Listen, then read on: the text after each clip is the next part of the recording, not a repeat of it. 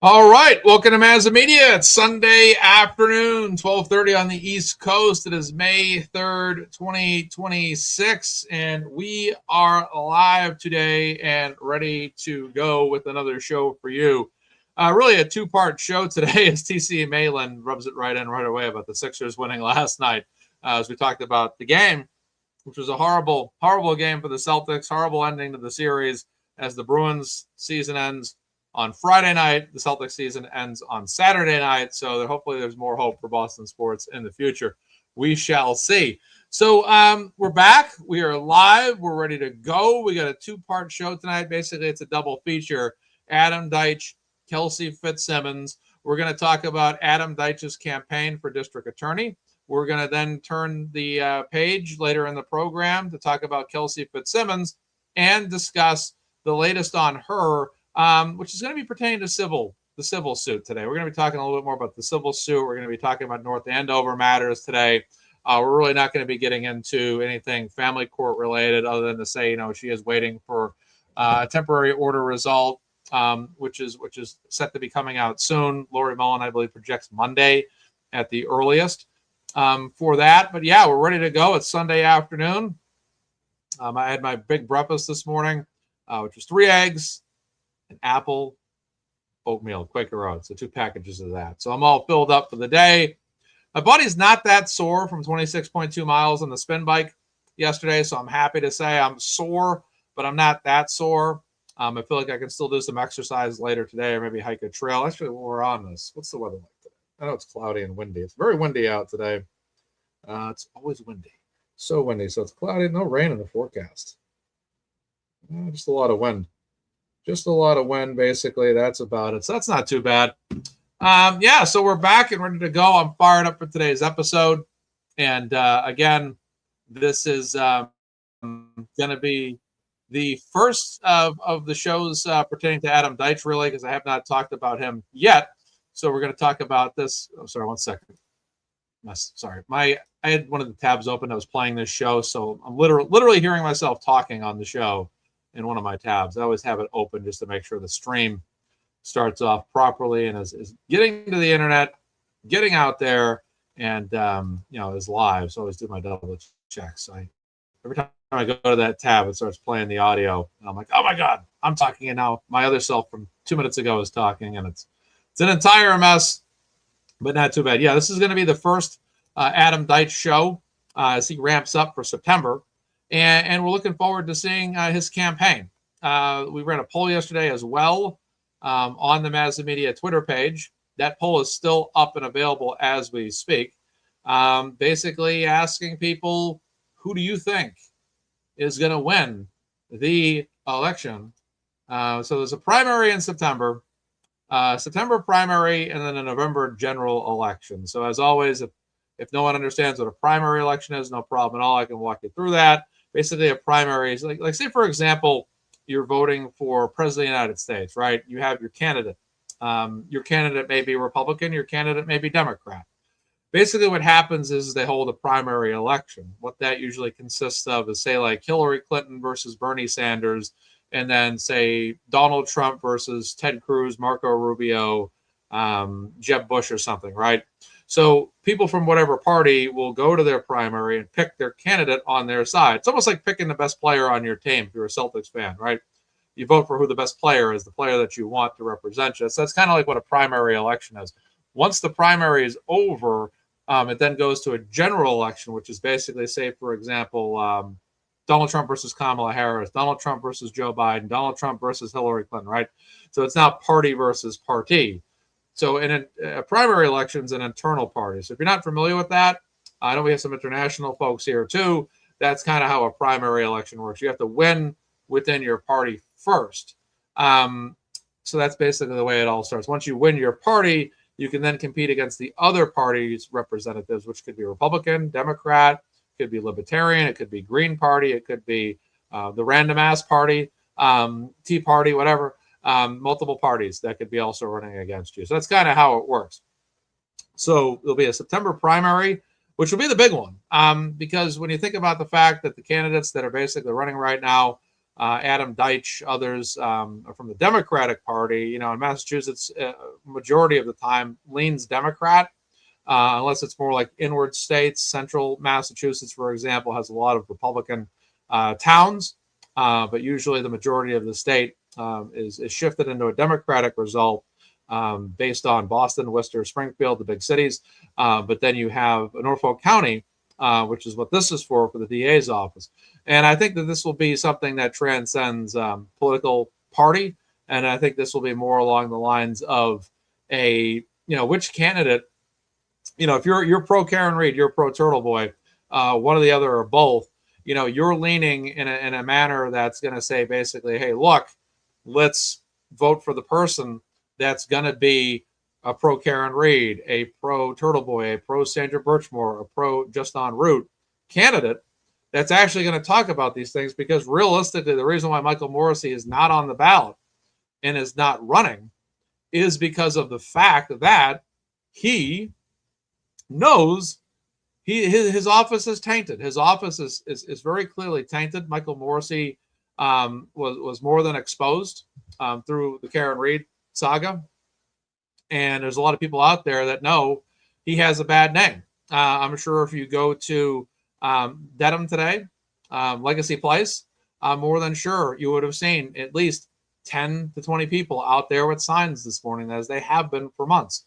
Norfolk County has seen its fair share of picketing and people with signs, people out there every week, from Peter Murphy to the Sweeneys to others, that are insistent on spreading the word and spreading the message. And we've seen throughout all of this a high volume of people across our state, from Cape Cod to Plymouth to Dedham to the North Shore to the South Shore to Central Massachusetts in between.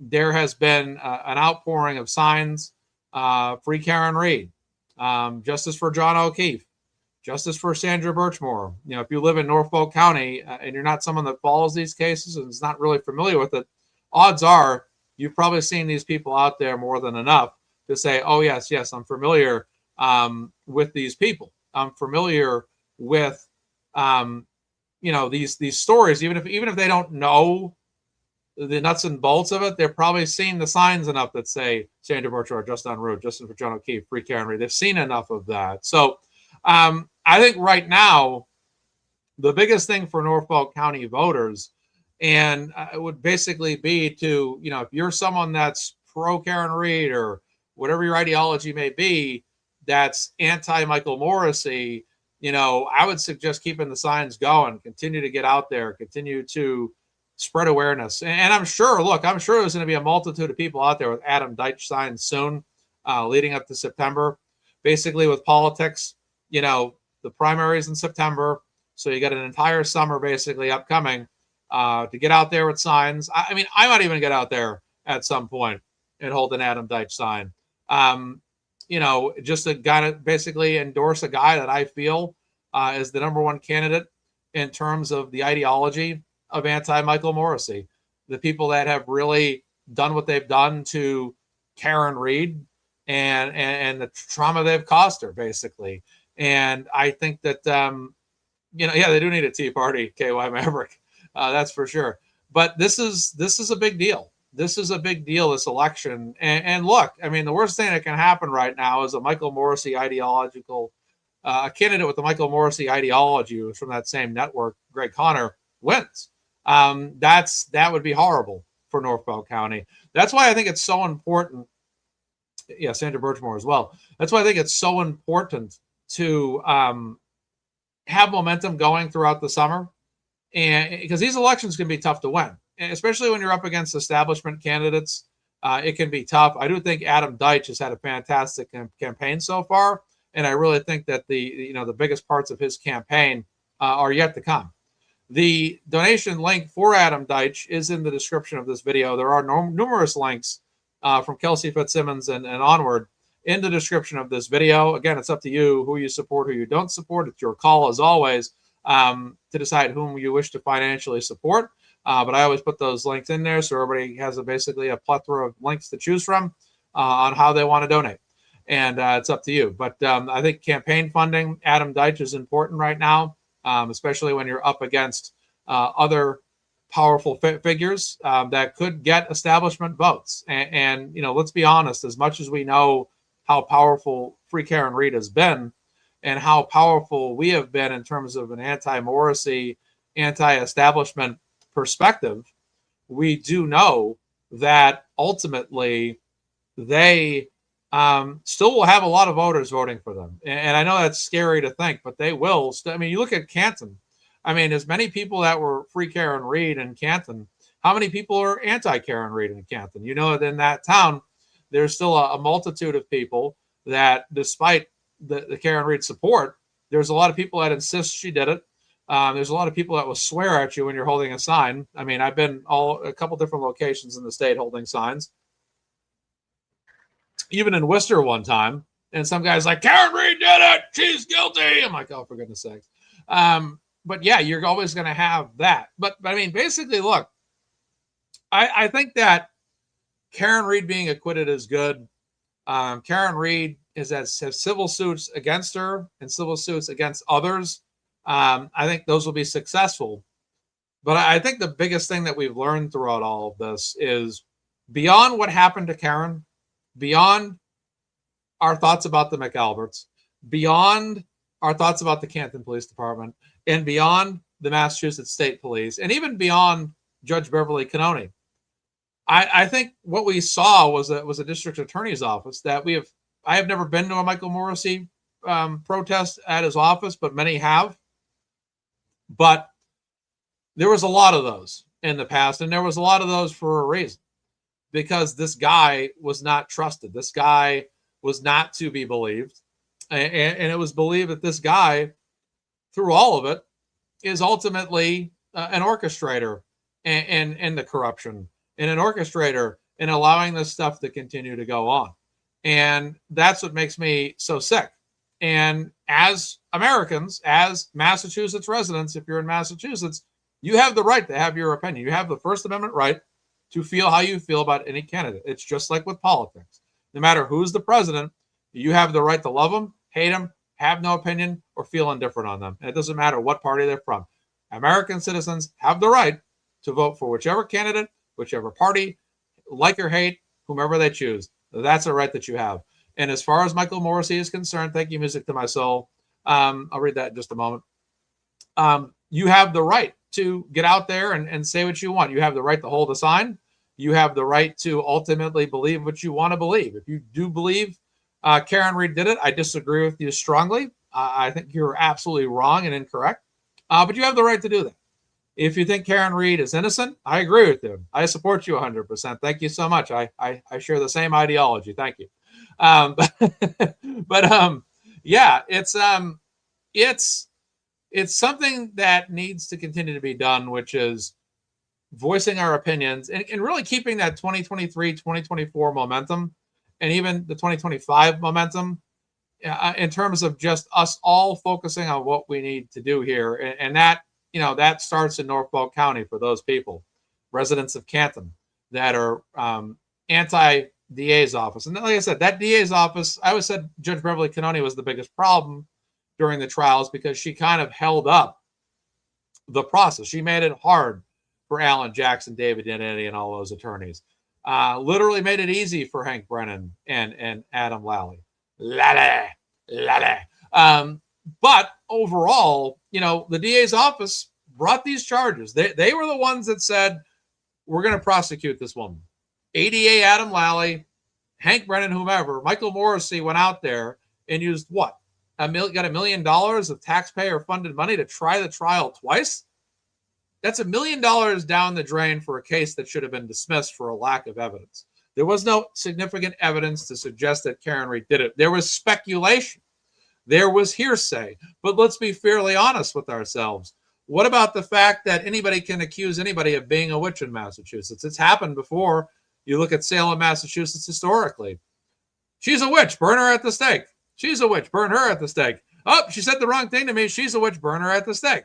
Anybody can be accused of anything at any particular time. Let's be clear. And that's the way I ultimately look at what's happened to people like Karen Reed. Look at Sandra Birchmore. I mean, for goodness sakes, with Sandra Birchmore right now, They're just finally saying, well, it wasn't suicide. We're going to change the name to undecided or undetermined or whatever, for now. Which honestly, as much as I hate to say this, I'm actually excited that they literally took at least one step forward. We need them to take 2 steps, which is declare it a murder, a homicide. But at least for the love of God, they've taken 1 step so far. I mean, hell, that's progress. At this point, I mean, you go out and buy a cake to celebrate that. And I'm not trying to be funny here, but it's just, I'm being honest. It took all that just to get it changed from suicide to the middle of the road. And now it needs to go all the way over and be considered it always switches to Mazda. I get Mazda ads all the time because of all the typos. People probably think this is a car show. But yes, this is overall a situation where, this is what it takes. This is all the fighting that needs to happen. You think about Mizzy. Mizzy has been the biggest advocate for Sandra Birchmore outside of her own family. And all the time she's spent in supporting Sandra Birchmore, fighting for her. She's been to Boston. She's been to multiple locations, fighting this fight, doing the best that she possibly can with the time she has available. It's exhausting. It's absolutely exhausting to be anyone. When I supported Karen Reed all the time, it takes a lot out of you. It does. We got Mizzy Love here in the chat from Teresa, Alice in Wonderland, Sarah Be Creative. We all love Mizzy. For Mizzy, this is a big win for her. It's not all the way to the what it should be, but I would say this: at least that needle is moving. And I think the biggest struggle we all face when we're advocating or fighting for these people is it does take time. It does take time. We were all fighting for Karen Reed in 2023. She wasn't acquitted until 2025. It was something that happened in 2022. So it's a long road. It's always a battle. It does take time, but eventually you get there. And especially when the evidence is on your side, you look at Matthew Farwell. I had Mizzy. I'm not sure how many times Mizzy's been on my show, but there was one time Mizzy was on my show or a one-on-one. It was a one-on-one show. And basically I told Mizzy, I think at the beginning of that show, I'm like, I just want you to talk to me like I have no clue. Just walk me through it. And I had a pretty good understanding of what happened, but I was also a little bit newer to it at the time. But Mizzy walked me through it. And I kind of would ask her questions and things I thought. And it was very clear that what happened was a murder. There's no question that guy appearing on those security cameras, being in that building, was absolutely suspicious. And the last time she had been seen alive was prior to his arrival. And the next time she was seen again, she was no longer alive. She was, quite frankly, unalive, which is absolutely sickening. And that is an issue for me because when you have something like what happened, thank you, Fervent Song, I appreciate that. When you have something like what happened to Sandra Birchmore, and the evidence is there to suggest, hey, look, look, you look back at folks like Mizzy, other people that have supported Sandra Birchmore, and it's very obvious when you look at this. Even when I started looking through timelines, videos, I think on that episode Mizzy was on, I think we actually played video on that show, and we walked through like the timestamps. We went through it all. And it's so obvious that it was not a suicide. You mean to tell me, oh yeah, she just committed suicide? No way. No way. No way. There's just no way. And people say, oh, well, you're wrong, Maz. No, I'm not wrong at all. It's clear. It's clear that something happened. So I think we have a Sandra Birchmore. Let's read this while we're on topic. I don't know if Sandra Birchmore's death certificate would have been updated if Deitch hadn't increased public pressure by calling for that. So kudos to him. That's a great point. Because I think this is a great transition. I'm glad I waited to read that comment because now that I've read it, it's literally right in line with where I can go next. It's a nice transitional super chat. Thank you for the music to my soul super chat. But yeah, you look at our public figures. We need, as much as it's great that we have all been out there for months or years on end. Free Karen Reed, free justice for Sandra Birchmore, justice for John O'Keefe, free Kelsey Fitzsimmons outside of the county, but whatever. The fact is is it takes a lot of effort. But the problem that we realize is that we don't have more power than a district attorney. We don't have more power than a police department to operate itself, state or local. We don't have more power than a governor, right? So the biggest reason why we feel this has all happened the way it has gone down is ultimately because of the district attorney's office, right?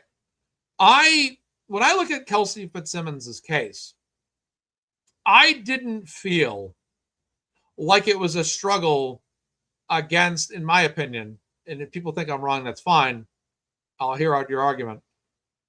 I didn't feel like it was a fight against the system in terms of a district attorney's office. I felt like it was a fight against a fiance, ex-fiance, a fight against a police department. That's how I felt about that. Even though, I felt there were some connections there that were utilized to work against Kelsey, I didn't feel like it went as high up as Karen's did, even though I felt Kelsey went through matters that were just beyond what I could ever, you ever want to see anybody ever go through in their lives, far beyond it. You don't even want to see anybody go through a speck of that. But with that, I didn't ever feel like, well, we should pick at the DA's office. Well, we should go here, we should go there. I didn't feel like the governor of Massachusetts, Maura Healey, should have done something. Considering Martha Coakley was involved, now I understand a governor, probably can't play favorites or whatever, but same time, look at what she was charged with. Look at what she was charged with, which was insane. But I didn't feel like, I felt like with Karen Reed, what happened was that because the Canton police did what they did in terms of how they handled the situation, and the state police handled it how they did, then the district attorney got involved. A lot of hands got involved in that one, in that story. A lot of them got involved in that story, and they had to wash their hands as best as they could. And that's the problem, is because when you have a district attorney's office that's going to basically allow Karen to go what she's gone through, and I'm going to be honest with you, put a 1 in the chat right now if you think that Michael Morrissey and Beverly Cannone were in cahoots together. A 1 in the chat if you think Beverly Cannone, and this is just your theory, this is just an allegation, this is not you believe it strongly, but if you believe there's a high chance that Michael Morrissey and Beverly Cannone were like this, put a 1 in the chat. Let's stand by. And here they come right away. 5 of them right out of the gate. Yep. Whole bunch of them right out of the gate. There they are. There they are. Sarah B. Creative has more than one. That's 1,111 Sarah B. Creative. No, I'm just kidding. But there you go. Kelly Devers. There's look, that's what I mean. That's what I'm talking about. And what does that all come down to? That comes down to power. That comes down to the people who are in authority. And when the people who are in authority have the ability to do this, what ends up happening? They prolong these cases. Kai Maverick says 1.5 because one's not enough. But those are the facts. I mean, look, with great power comes great responsibility, but with great power ultimately comes great power. So you can being responsible with great power is up to the beholder, but great power is still great power. And with that said, they can basically do whatever the hell they want. If you're governor, regardless of party, regardless of individual, you have the power to do a lot. If you're a judge, you have the power to do a lot. If you're a district attorney, you have the power to do a lot. And when they're in charge, they can do whatever they want. They can see it however they want. If Michael Morrissey feels like, oh, geez, we need to kind of cover up what the state police and the Canton police did, well, maybe we need to cover this thing up. Let's stack the deck against Karen Reed. The issue here is because of the people in power, right? We can go out there with signs all we want. We can make a lot of noise. We can shut down the street outside the courthouse, wear our pink shirts, and yell at the top of our lungs when Karen Reed's guilty. But the only reason why we had to do that is because of all the powers that be that placed Karen in that situation. And we, the people, decided not to allow that happen without a whimper. We went out there, we screamed and yelled. I wish I had been out there for that day, but I've been out there at least once last year. We went out there, we made it happen. People went out there and made it happen. Now, if that DA had not been Michael Morrissey, if that DA had been someone like Adam Deitch, for example, you're looking at a totally different scenario. And here within lies the problem. The problem that people in power have used their power to make the life of Karen Read a living hell. That Karen Read, to this very day, while acquitted, while no longer facing the district attorney, facing the prosecution, is now in a situation where she's in civil suits. Understandable, obviously, that was going to happen. But you look at what she went through: 2 trials, charges that should have been dropped to begin with, never dropped. A narrative that just kept, to this day, you still have people out there. Sorry, I clicked something. Real quick, it's bothering me. You still have people out there believing that Karen Read did this, and just they won't face the facts that Karen Read didn't do it. She didn't do it, and that's the bottom line. The Stone Cold said so. Now, if Adam Deitch was in there, this wouldn't happen. You look at Turtleboy, all the charges he got. Why did he get those charges? Like I said, why? Because he was out there covering Karen Read's case, and he rattled some people's cages, and those people didn't like their cages rattled. When 9 people stood outside with signs and denim, what ended up happening? They got charged with witness intimidation. You can always contribute to a candidate if you're not from the area. You just can't vote, basically, is the limitation. So you can go to the Adam Deitch link on his page and donate. But that's what ends up happening. How many times did things happen? It's just that's a problem. That's a problem with, in my opinion, free speech. That's a problem. And these people that are in charge can just basically say, well, we think 9 people did this, or we think this journalist did that, or we think Karen Read did that. And regardless of any level of disagreements that any of us have had, opposing viewpoints, fallouts, whatever, the bottom line remains that our fight for justice, our fight against the district attorney's office, has been an ongoing fight. And that's a fight that we cannot forget. We cannot forget what they did to citizens. Like I said, no matter where we stand, there's been a lot of obvious, between all of us, differences of ideologies that have changed in the past year. Totally get it. But the ultimate point is this, is that overall, they tried to silence people. They tried to silence people. They tried to push people away. They tried to scare people off. They tried to shut everybody down. Even recently. You're going to get a civil suit, and you're going to get a civil suit, and you're going to be civilly sued, and you're going to be civilly sued. That's all you heard a week or 2 ago. They're always trying to scare people that have a free Karen Read or a pro Karen Read ideology, or an anti-Norfolk County, or an anti-Canton inner circle, to scare you off. That's what they try to do. And this has been the same playbook going back years. We saw this in 2023. They did it all the time. Right after Caidyn was arrested and sent to jail in December, what did you hear online? You're going to go to jail next. You're going to go to jail next. And you're going to go to jail. And you're going to jail. Now it's, you're going to get a civil suit. You're going to get a civil suit. You're going to get, everybody gets a civil suit. You're out of order. It's just, that's what you hear online. But overall, look, it's someone like Adam Deitch can change the game. And that's my attitude about all of this too, is people out there that are running, they're not talking about this story. Adam Deitch is. But yeah, exactly. The Oprah of lawsuits. Adam Deitch is talking about it.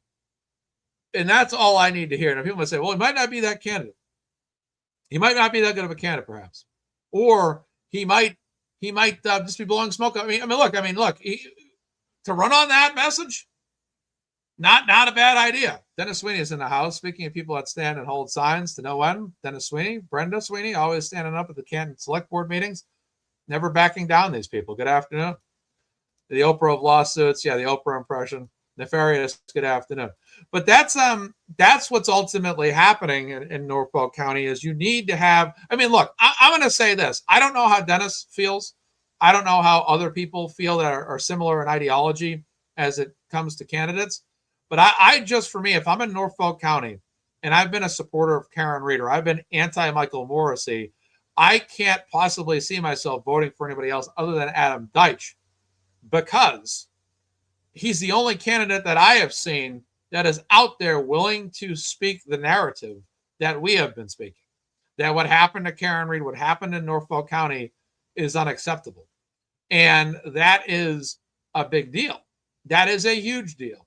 And that is why ultimately I feel like endorsing Adam Deitch is the thing to do. And I'm not looking at this from political party perspective. I am only looking at this is as I always do. I look at everything on a person-by-person, case-by-case basis. I think Adam Deitch, as someone that I'm not from Norfolk County, 100% Adam Deitch holding signs legacy. Dennis is all in on Adam. That's great to hear. I figured that much. Never want to assume your position without confirming first. But thank you, Dennis, for that. Yeah, Canton needs him. And look, this has been. If the sound is breaking up, just exit the page or exit the app and then come back in. That should fix the problem. I'm not hearing any other sound reports from anybody else just of yet. But that is the situation here, is that if I'm someone who's a Karen Reed supporter and I've seen anything else happen that I don't agree with, thank you, Lori Mullen's in the house, by the way, today. Lori Mullen is here. We have to look at a candidate that's going to really speak the narrative we want, because realistically, the reason why Michael Morrissey is not running again is because he's basically fled the scene. And he's fled the scene because there's been so much negativity against his office these past few years as it pertains to the Karen Reed case that nobody, and he knows his chances of winning are not really going to be there. I also think there's the age issue as well. I think that him being in office age-wise is a tough push, but ultimately I still think he would have run if this all hadn't happened.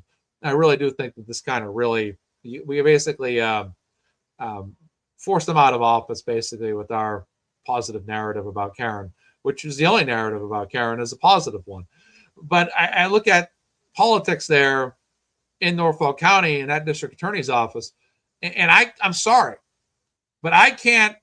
If I'm a voter in good faith, or good conscience, I cannot possibly vote for a candidate that is not going to denounce Michael Morrissey as DA, that is not going to denounce what happened to Sandra Birchmore, who is dead, by the way, as we all know, who is dead, lost her life over this. A woman died, was murdered, and they covered up her death. If the feds ended up having to make an arrest on that. Karen Reed, who was framed for a murder that she did not commit. And that's another issue. Is Karen Reed was framed for a murder she didn't commit. And if she didn't commit it, it's a very honest question. If Karen Reed didn't kill John O'Keefe, the obvious next question would be, who did? It's a fair question. And when I look at Adam Deitch, again, he's the only one doing this. He's the only one.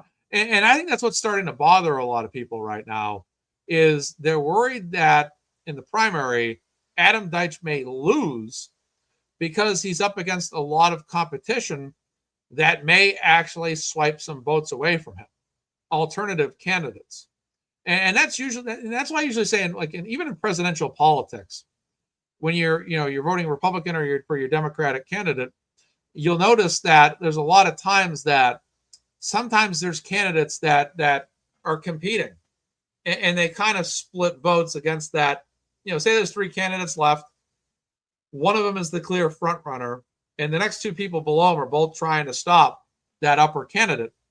They tend to split votes a lot, because the people that are voting for them, but they're also voting against that top candidate because they don't like him either.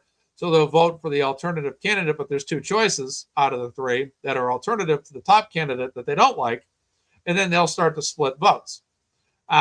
You saw this actually happen, and I'm not trying to get political, but Ross Perot, when he ran for president in 1992, he was a Republican, essentially almost like a Republican alternative candidate. Bill Clinton was a strong up-and-comer out of Arkansas, won the election. George Bush was the incumbent. That's George Bush Sr., former vice president for Ronald Reagan. He ran. So it was the most intriguing election I've ever seen. It was a Republican candidate that was the incumbent, Bush. It was an up-and-comer, virtual unknown at the time, Bill Clinton. And then Ross Perot, very strong independent. The only time we've really seen a strong third-party candidate that could actually appear in the debates. And there was a belief that there was a loss by Perot being in there. So yeah, additional candidates can, if you're in a head-to-head race, it's Bush versus Clinton, and then there's this third guy that's tearing down some votes for you. That can cost you an election or hinder it or take away your best chance. So there's a lot of concern right now that there may be votes that are taken away from Adam Deitch because people might be like, well, I do support Karen Reed, but I don't fully trust Adam Deitch, so I'm going to vote for another candidate. And that's a problem because if Adam Deitch is up against an establishment, you don't want to see Adam Deitch lose those, that 1% of votes because people out there want to vote for an alternative candidate, such as DeWanna Perkins or anybody else. You don't want to end up seeing Adam Deitch lose, and then the establishment gets back in, and then the continued level of nonsense that we've all been fighting against continues to stay in power. Because the hardest thing is like I said, we can all advocate for Karen or Sandra Birchmore as much as we want, but when those people are in power, they control everything. And all we can do is really stand there with our signs, bring awareness to this, raise money, do what we got to do. But they're still in power. And that's the issue. How many people have complained about Maura Healey? Politics aside, political affiliations aside, people thought Maura Healey should have been, more active in what happened to Kelsey. But, that's again, it's up to her. She's in power. She's the governor. She was elected. That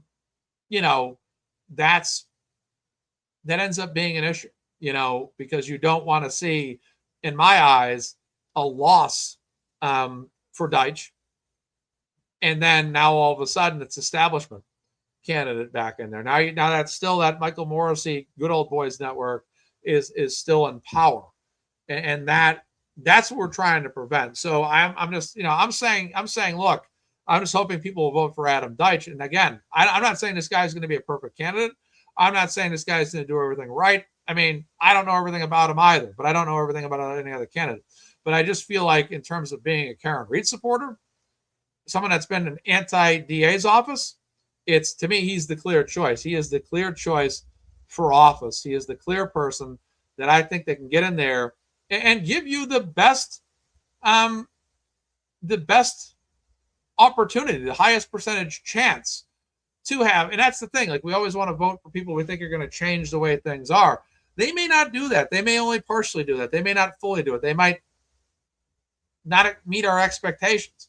But the thing is we have to ultimately, as voters in our life, look at the people we think are going to bring upon the most change and try to go in that direction. So that's what I'm always kind of looking for. So, Connor obviously is apparently that candidate.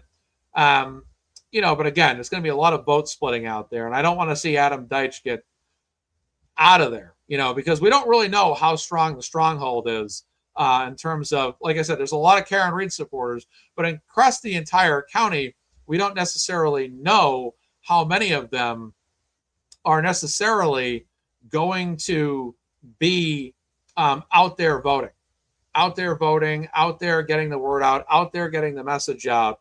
We don't know how that's going to pan out. So we just don't know right now, but the polls are coming up strong online. I ran a poll yesterday, and let's take a look at it. And this was the poll I ran on Twitter. And we have Adam Deitch with 93.8% of 291 votes. Adam Deitch, 93.8%. DeWanna Perkins is at 0%, just a little blip there. Greg Conner, 5.5%. Any other candidate, 0.7%. And that's 291 votes. There's 6 days left in this poll, by the way. But yeah, that's the voting right now. That's going up. So we have at least within our network. I mean, I'm sure that those votes. I don't know how accurate that poll would be,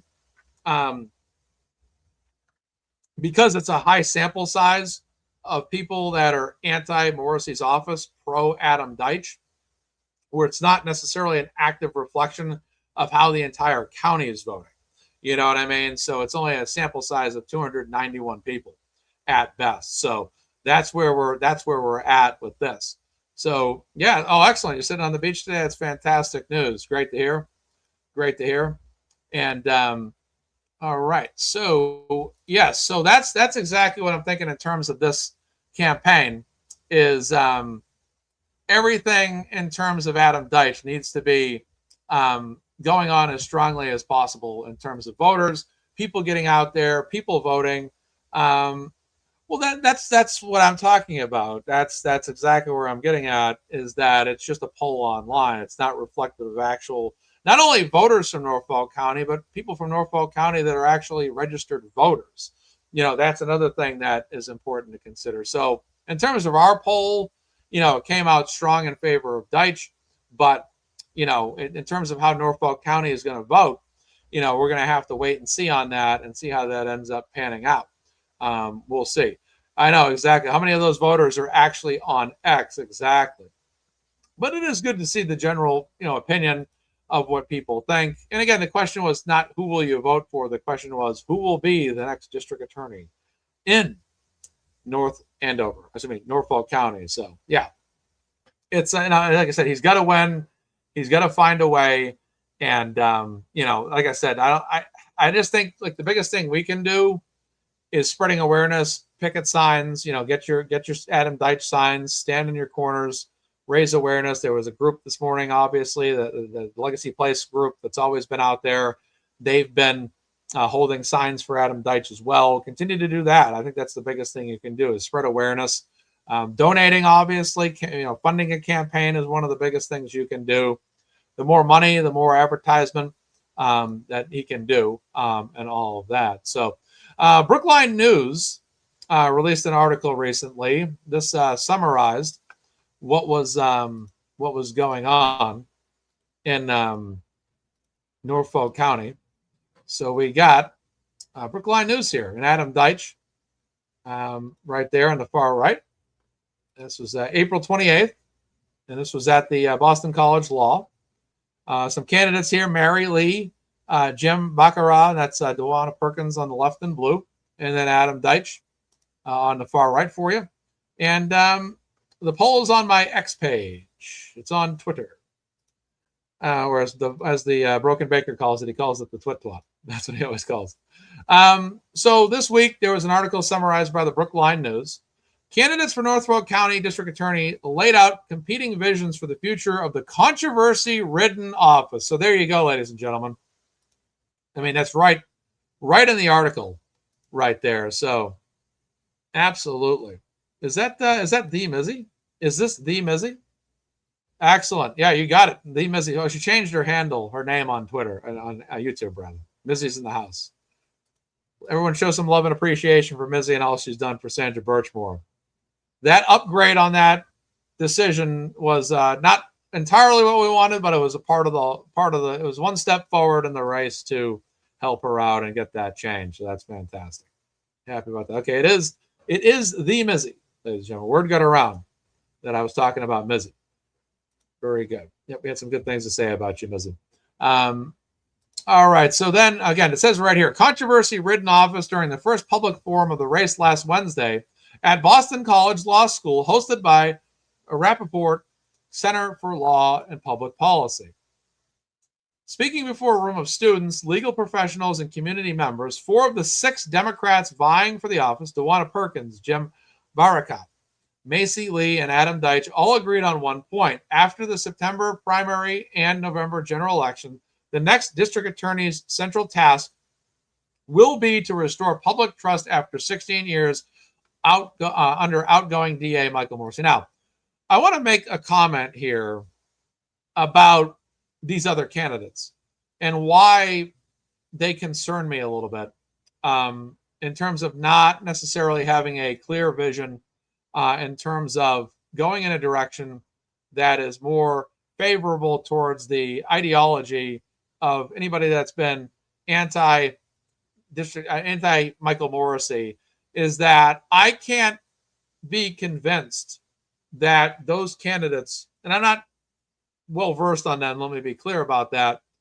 but I can't be confident in their intent to clean up Norfolk County in the manner that we want it cleaned up, or to the necessary level that we need it cleaned up, because of the fact that they could go in there. Let's be honest.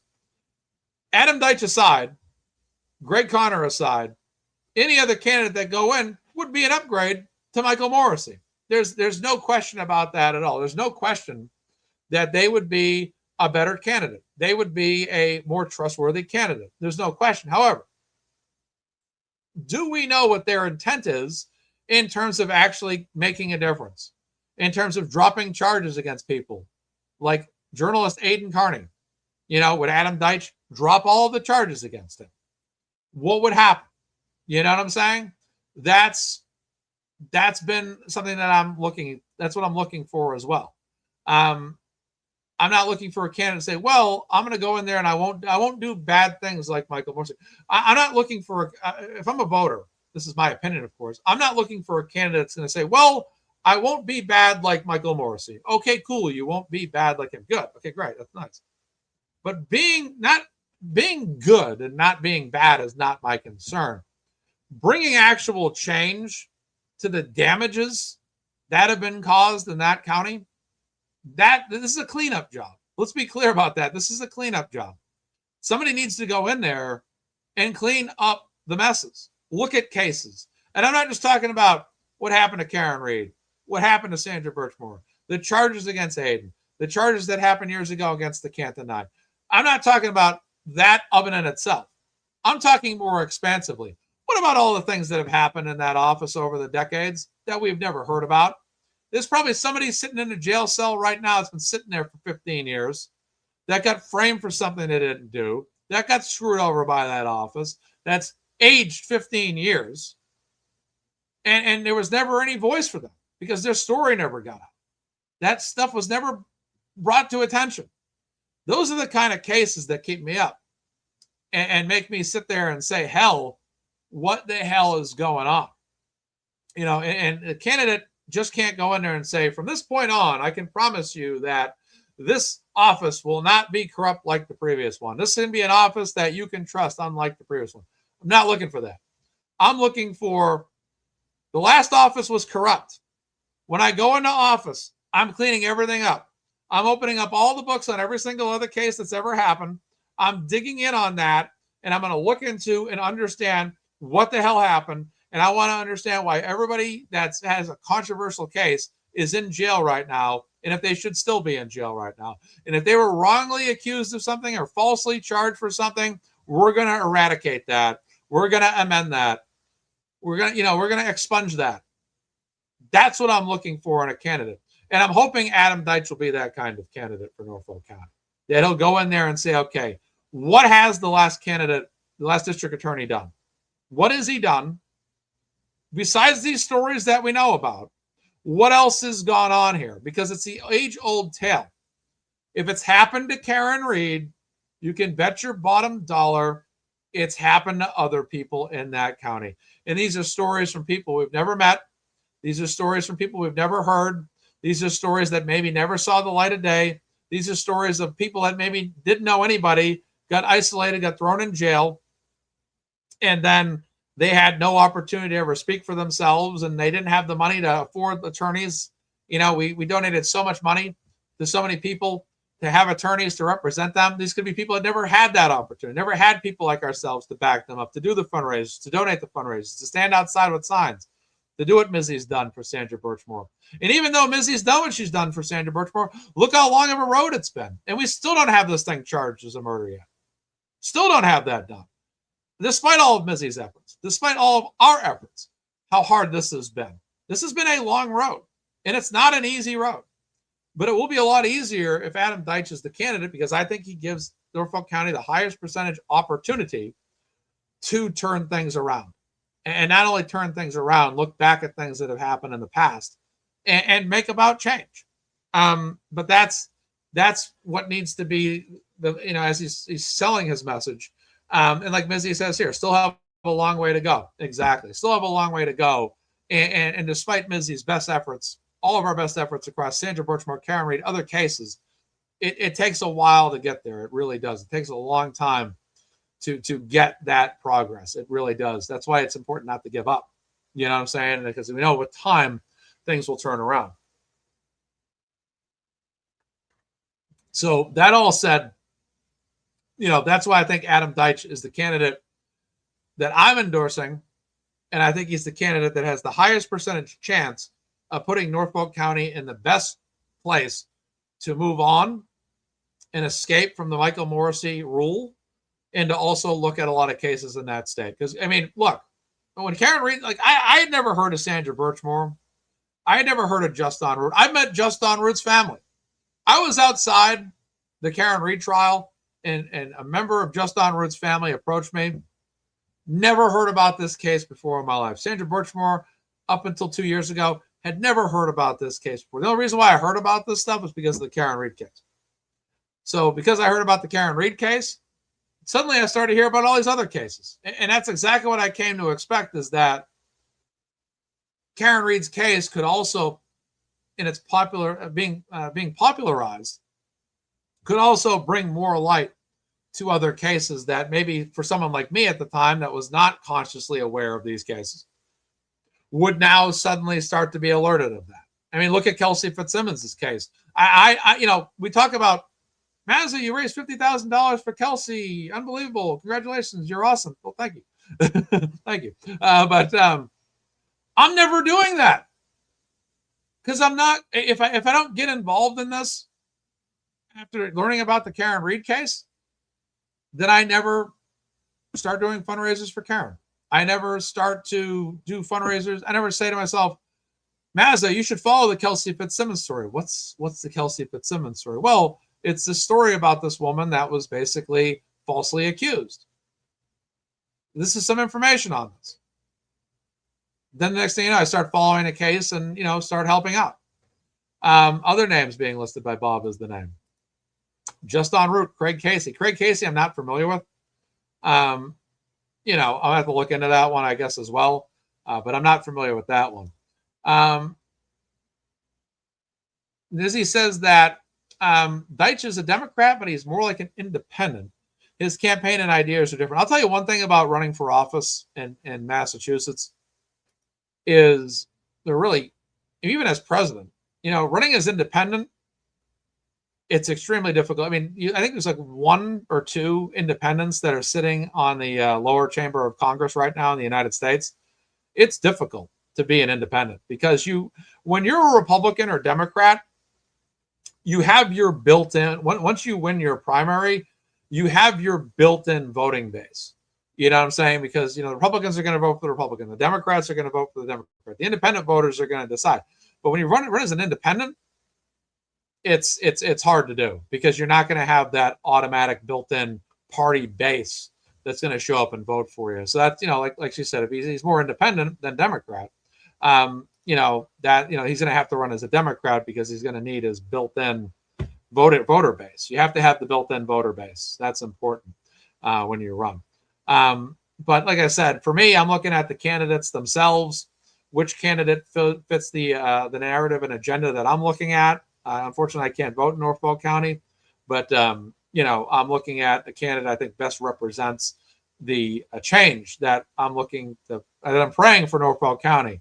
And people in Norfolk County are doing the best they can to get this man popularized, campaign, for him and all that, knock on doors.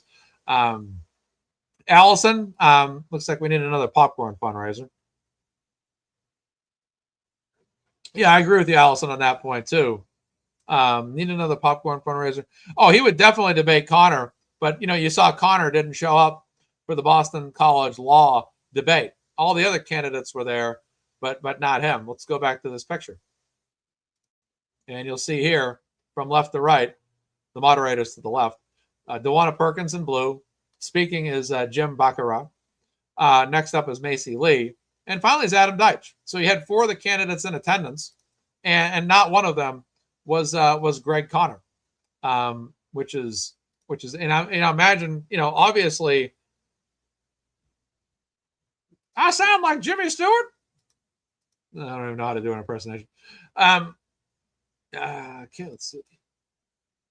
Craig Casey was the accident in Canton that the police and first responders could not locate the driver. Approximately 1 hour later, a neighbor found Craig Casey deceased on their lawn. How recently was this? Wasn't this a recent story?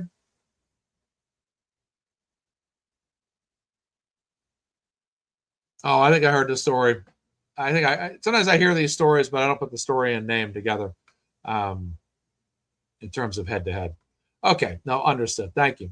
But yeah, I'm looking for a candidate, that's going to basically say I'm bringing change here. So let's go back to the article, shall we?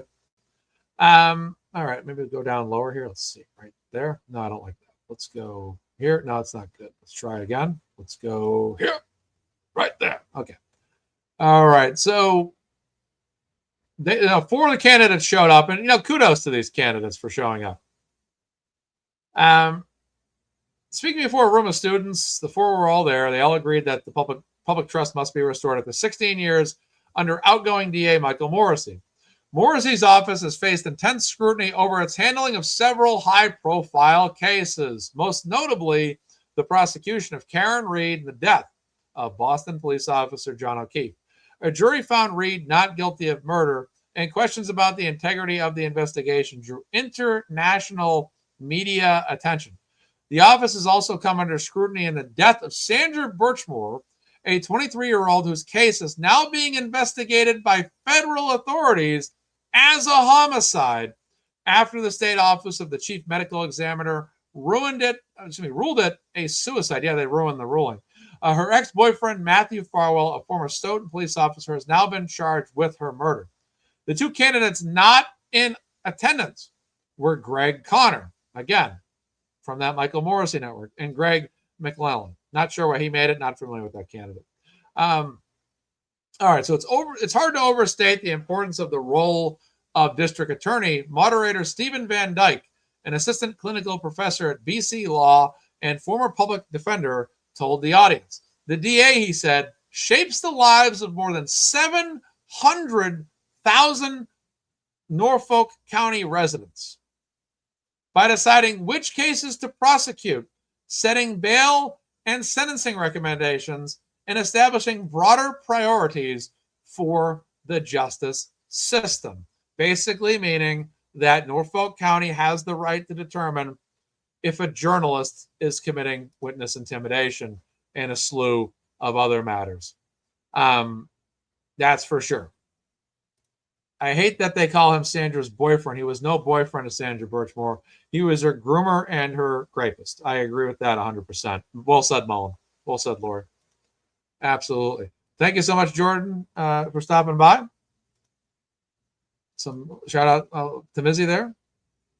Yeah, exactly. Not a boyfriend at all. Thank you so much, Madeira Beach caregiver, for your super chat. You said, "Good afternoon, Mr. Mazza. Just popping by for a minute to say thanks for being my fellow rebel with the cause." Rebels with the cause. That's something I think of Rage Against the Machine. Oh, what's that song? I forget the song, but there's some kind of song with the word rebel in it. But thank you so much. Appreciate that super chat. I like the emojis there as well. Thank you for being a fellow rebel with the cause. You got it any day of the week. You got it. But yeah, I mean, the district attorney basically can say, well, that's witness intimidation. That's witness intimidation. That's what we're dealing with here. So that's, again, interesting stuff. Madeira Beach caregiver, thank you so much for your super chat. But getting back to the story here, thank you again, Madeira. I hate how this thing pops down like this. Oh, am I on the wrong one? Yep, wrong page. I was going to my next article about the North Andover police chief. I always, before I do a show, if I want to talk about articles, I always try to have my articles on open tabs before I begin my show. That way I can, I'm pretty prepared to just kind of talk about whatever materials I'd like to talk about on the day. But hey, I'm excited, ladies and gentlemen. I'm excited. It's Sunday. It's May. It's still cloudy and windy out, a little bit cold, but summer's almost here. It's almost time to open up pools, so I'm pumped up about that. And we're seeing progress. Karen Reed was declared not guilty a year ago. Kelsey Fitzsimmons was declared not guilty recently. Things are coming around. Obviously some civil suits have come Karen and Aiden's way, but we'll see how that goes in terms of if that even ends up going to court, a trial, I mean. But we're looking forward to seeing, we're looking forward to winning everything. We're looking forward for Sandra Birchmore as well. That's, Sandra Birchmore, lost her life, and that can't be expressed enough. And Adam Deitch is, got the endorsement of the Sandra Birchmore family, which is absolutely huge. And anybody that supports Adam Deitch knows that, he has the Sandra Birchmore family endorsement, which is huge. And to that family, Mizzy, I'm sure, has talked to the family or knows the family extremely well. I can't speak for them, but, this family will never have back what they've lost. And that is a tragedy. That's an irreparable tragedy for that family. But regardless of what happened to her with Matthew Farwell, the cover-up is what makes this even worse. The lack of accountability to bring down the people that were the person that was responsible for this up until the Fed stepped in is just irreversible. It's just that just all that does is take something that's horrible and tragic and makes it about 1,000 times worse. And that's unacceptable. That's unacceptable. And that's where I get aggravated as well. Unfortunately, tragedies happen. Unfortunately, there's murder. There's things that happen in our society.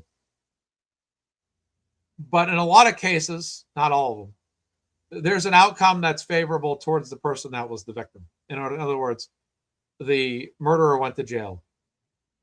And I just think the feds have done 1,000,000 times more than Norfolk County ever did. And they just want to say, oh, it was a suicide. Oh, it's a suicide. Oh, it's a suicide.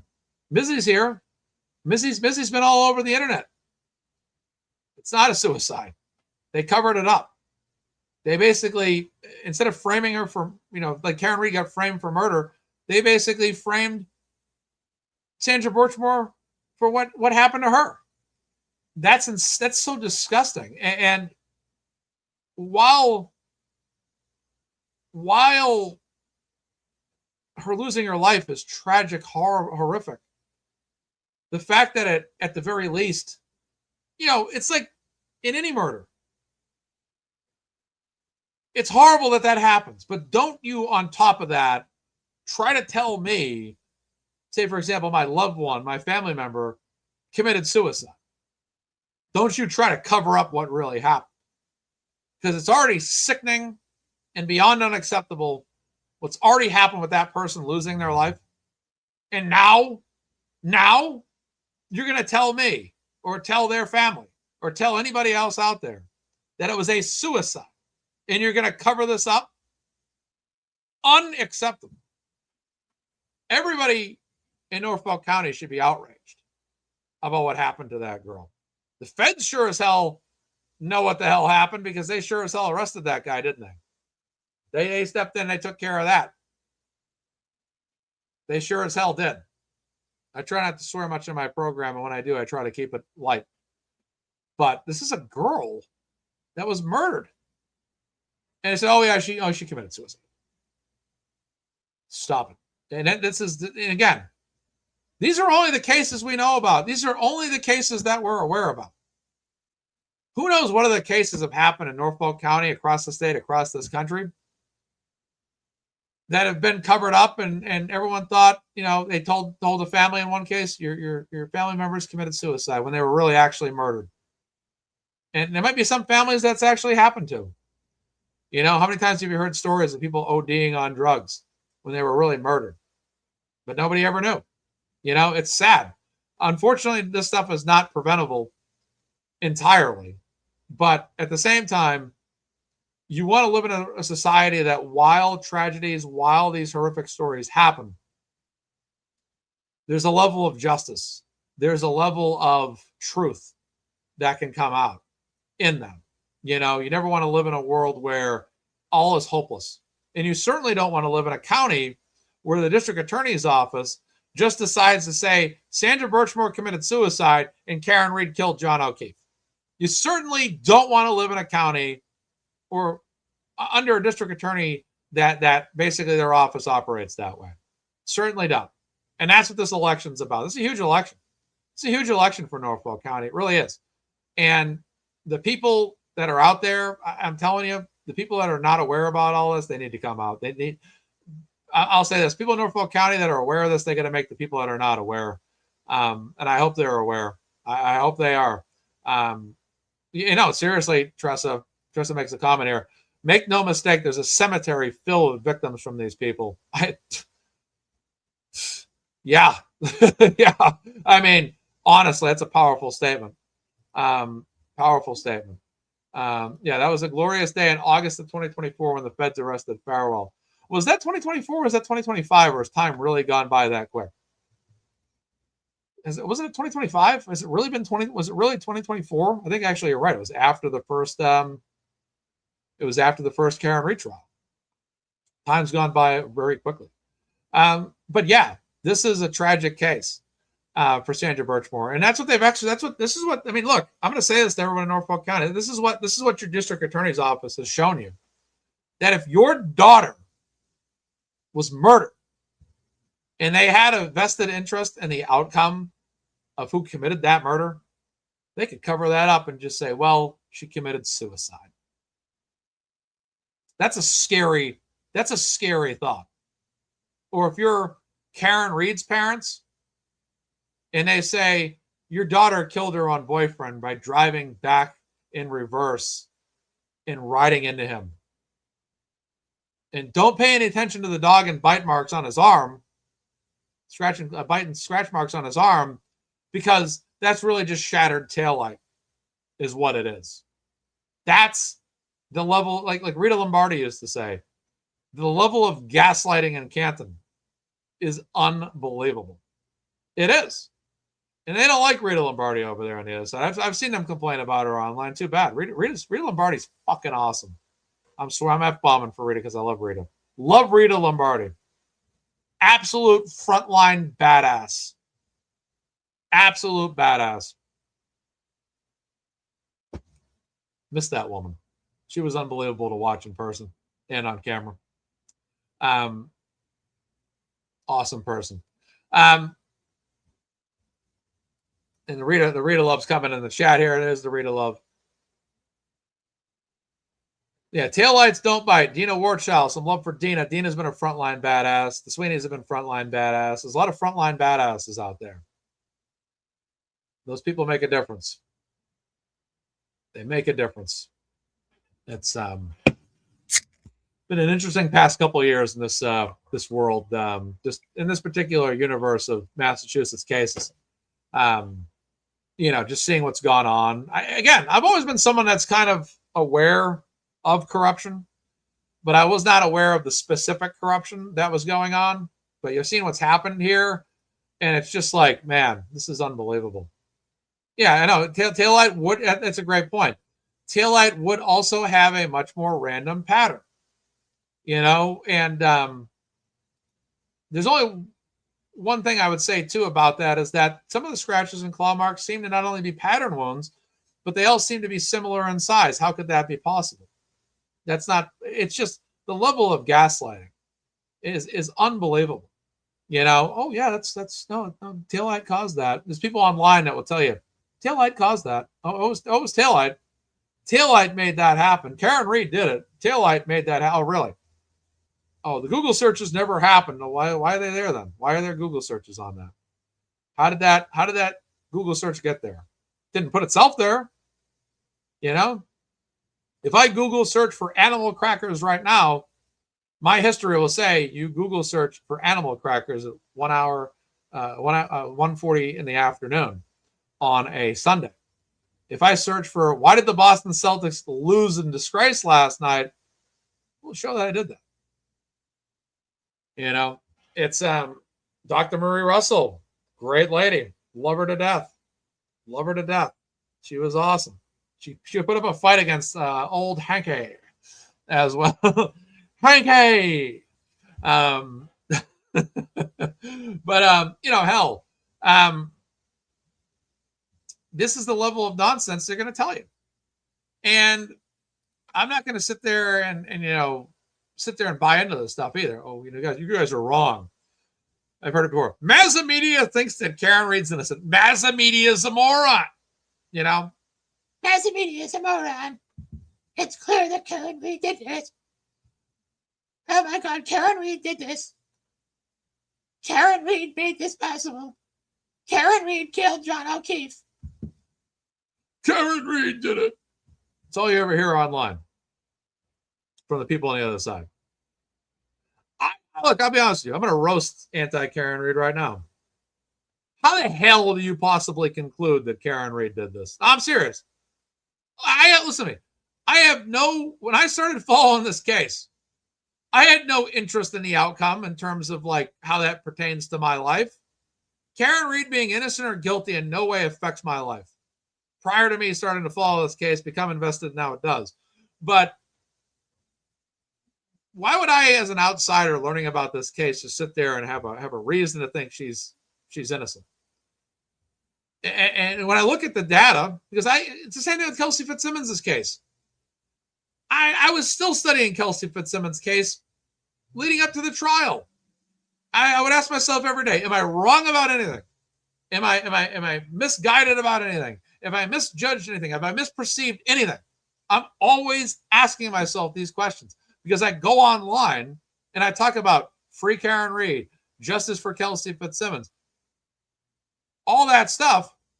You better know what you're talking about. Like I would have to actually believe what the hell I'm talking. I'm sorry. I can't imagine coming on my show right now and not believing this, just being like, free Karen Reed, and not actually believing it. You know, come on. But when you look at the data, and I would sit there during trials. U.S. Lily's in the house. Robin J is in the house. Good to see you guys. You know, when you look at the information, it's like, how the hell do you conclude that? I'm honest here. How in the hell do you conclude that Karen Reed did this? How? I don't like Aiden Carney.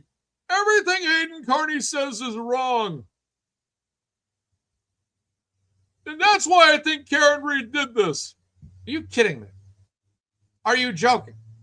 Are you serious? And to this day, these people are still online trying to tell you that Karen Reed killed John O'Keefe. Can you believe that? Can you believe this? They still actually believe Karen Reed did this. There's no information. And you'll have people out there, you know, they'll be the intellectuals. They're the people that actually try to appear smart. Like, if you look at the data, and if you look at the key cycles, and if you look at this, you'll see that Google search did not actually happen at that time. And all of you are wrong. And if you look at other factors, look at the arm. You really think that tail light did that? Are you really serious? It was not tail light that it was not dogs and scratch marks that affected his arm. It was actually tail light. And yes, it is possible for tail light to shatter and resemble teeth marks and claw marks from a canine, but it's all right. You know, it's like you listen to this crap all the time online. It's incredible. Yeah, it is like South Park. Yeah, like Jimmy or whatever from South Park. And furthermore, if you look at all these time frames, it's clear that Ellen Jackson, David Yannetti, Liza Little, as well as Bob Alessi, they're all just getting paid to lie for Karen. Even though we call Karen a killer, that doesn't mean we're defaming her either. Unbelievable. Oh, we're talking about far more than those folks have. Okay, I have baked pie. Far more than those. It's all these accounts online. Yeah, it's clear that Karen did it. People like MazzaMedia are the biggest idiots on Twitter. Nobody listens to MazzaMedia. He is a moron. He knows nothing. Nobody follows his channel anymore. MazzaMedia is a loser who thinks Karen Read is innocent, and he perpetrates lies that Karen Read is innocent. MazzaMedia is a fraud, okay? He doesn't believe anything that he actually says. He goes on YouTube claiming Karen Read's innocent, and it's not even true. I was kidding. Oh, my God. Ladies and gentlemen. All right. Please don't clip that. It's getting clipped. Oh, yeah. South Park characters. All right. Yeah, no, seriously. I needed that vent session. But no, I'm tired of hearing about it. It's just like, stop telling me that Karen Read's guilty. I don't want to hear it anymore. This is why I block these people all the time. I don't care. I'm like, you're blocked. People are like, I said something to Mazza and he blocked me. Yes, I did block you. I not even apologize. Yes, I did block you. I'm not listening to it. I don't care. You're blocked. That's it. You know? It's just, you're done. You're out of there. You know? Oh, my goodness gracious. So they're like, well, actually, you know, the way they talk. Well, actually, Karen Read did do it. You know? Unbelievable. Oh, it drives me absolutely insane. Absolutely insane. It's all the time insisting that she's guilty. It's like, no, she's not. Just stop. I will have you know, sir, that Karen Read is guilty. Yeah. I forget what character that was that I'm imitating. I forget. I'm trying to think about what character that was. I forget.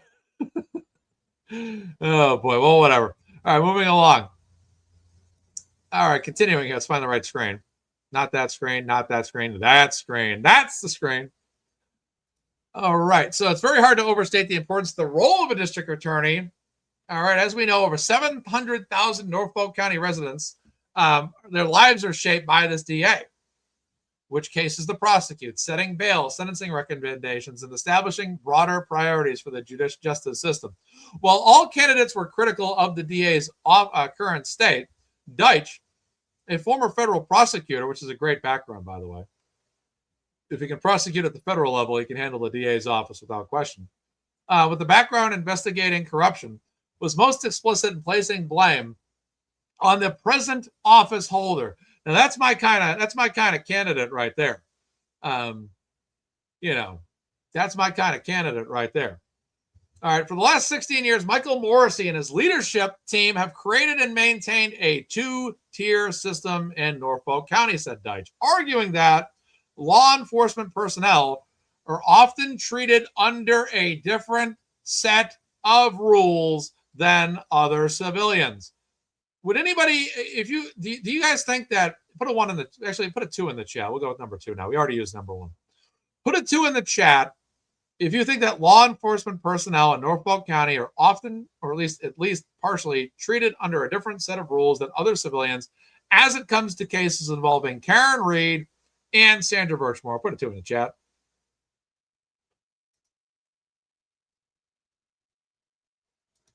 And we'll look forward to those. See if there's any 2s in the chat. If people agree, here they come. Desired 445.58 puts a 2. 2 squared. 2. More 2s. Many 2s there. 2. Most law enforcement 2. Yeah, unless you're Kelsey Fitzsimmons. Yeah, they just, or John O'Keefe for that matter. Yeah, it's crazy. Well, actually,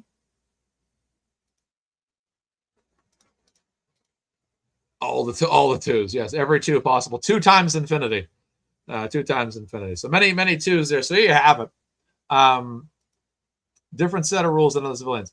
That's a theme in the Sandra Birchmore case where, because a police officer might have been involved, the DA's office utterly failed to conduct any kind of real investigation. Again, that's a theme in the Sandra Birchmore case, where, because a police officer might have been involved, the DA's office utterly failed to conduct any kind of real investigation, Deitch said. And it's true in the Karen Reed case. When members of a law enforcement are involved, a blind eye gets turned by the DA's office. No one is above the law in our country. No one is above the law. Steven Seagal said that in his movie called Above the Law in 1988.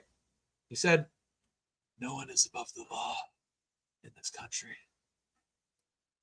No one is above the law. Okay? And then, of course, you're Sylvester Stallone and Judge Dredd. I am the law. All right? So, again, nobody is above the law. It might have been, I think it was Mr. Peabody. I think it was Mr. Peabody. It's kind of like a nerdy character. Yeah, Mr. Peabody. I forget how the Mr. Peabody voice goes. 1 second. Like the classic Mr. Peabody, not the more recent Mr. Peabody, but like the 1960s Mr. Peabody. 1 second. Yeah, Mr. Peabody and Sherman voice. Let me see if I can play it. I'm not going to play it on the show, but let's see. Yeah, they made it. That's right. They made the movie again in 2014. I remember all the clips are of the new one, but not. Where's the old one? Peabody isn't. Probably missed. Gotta wait for all these ads. All right, let's go through.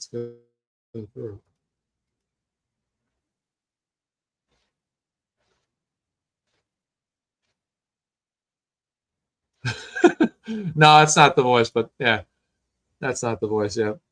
Someone keeps saying Mazza sounds like Jimmy Stewart. I forget who Jimmy Stewart is, quite honestly. I think the voice was kind of a little bit of the comic book guy. No, I do not think so. No, I do not think so. Kind of a little bit of the comic book guy from The Simpsons. No, I do not think so. I gotta unleash some comedy on this show today. It's just gotta happen. No, I do not think so. MazzaMedia is wrong once again. Karen Reed is guilty. Maz is wrong. Okay. All right. Music to My Soul says, and what do Kelsey Fitzsimmons and John O'Keefe's cases have in common? It seems like the only time they don't protect law enforcement is when they're protecting other law enforcement instead. To quote the guy from Groundhog Day, bing again, bing. All right, there we go. All right, so that's true. I agree with you. All right, Deitch said that if elected, he would establish a dedicated anti-corruption unit and review unresolved cases to ensure victims and families receive answers. I would also recommend to him, and I'd recommend voters to recommend this to him, to also look back at some of the other cases where there's been controversies and maybe have those cases looked back into again. All right, Perkins. DeWanna Perkins, a former prosecutor and attorney who specializes in representing survivors of sexual abuse, echoed those same sentiments, diffusing blame more wildly while still describing a failure to administer justice impartially. So she says the same thing, but she's not as strong on her stance against the DA's office, which is a little bit of a problem for me. Recently, our justice system has been brought to its knees by the misuse of authority, she said, adding that I believe that everyone deserves justice and that no one is above the law, regardless of who we are, where we're from, or who we know. Big statement there. She connected a lack of trust in the DA's office to a broader erosion of legal norms across the country, which she said motivated her to enter the race. We're living in times where all must do our part to stand up for due process and the rule of law, she said. Perkins said if elected, she would audit the DA's office, implement formal policies on conflicts of interest and police misconduct reporting, and expand community-based programs aimed at preventing crime. Barakat, the only public defender, widened his critique further, arguing the reforms needed in Norfolk County extend beyond individual cases to systematic inequities in the criminal justice system. He said, what happened in those cases happens in every single case I've had my hands on, he said, referring to the Reed and Birchmore cases. But most of my clients are not wealthy, white women who get taken advantage of by the police. are not wealthy white women who get taken advantage of the police. A lot of my clients are indignant, or people of color who he said often lack the resources to challenge misconduct. Barakat later clarified, I'm not anti-police, I'm anti-bad police. That's another quote from us Karen Reed folks as well. We're not anti-police, we're anti-bad police. We're also questioning the methods police will rely on to carry out their duties. The DA likes to talk a lot about public safety, but does little to combat, tough word here for me, recidivism. Studies show incarceration does nothing to reduce it and also does nothing to rehabilitate, he said. Barakat said that he, if elected, would use data-driven approaches to reduce, that damn word again I can't pronounce, recidivism, expand diversion programs, and limit incarceration for low-level offenses. Macy Lee, director of the Board of Hearings at the State Office of Medicaid, offered the least ideological critique of the current DA's office, casting its flaws as largely organizational rather than ethical. Well, Macy Lee, congratulations. You're not going to win your election with that kind of comment. Yeah, you're not going to get anywhere with that attitude. My goodness gracious. All right, so that's it for that segment. I think we're done. Yeah, we're done with the Adam Deitch segment. All right, good. We're done there. Let's move forward here with our next piece. So we're going to switch gears here. The first half of the show is over.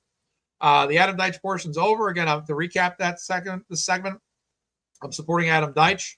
And like some others have said, I'd like to see some of these other candidates drop out because I just feel like them being there are going to take votes away from Adam Deitch. Namely, DeWanna Perkins has been cited heavily. I agree with that.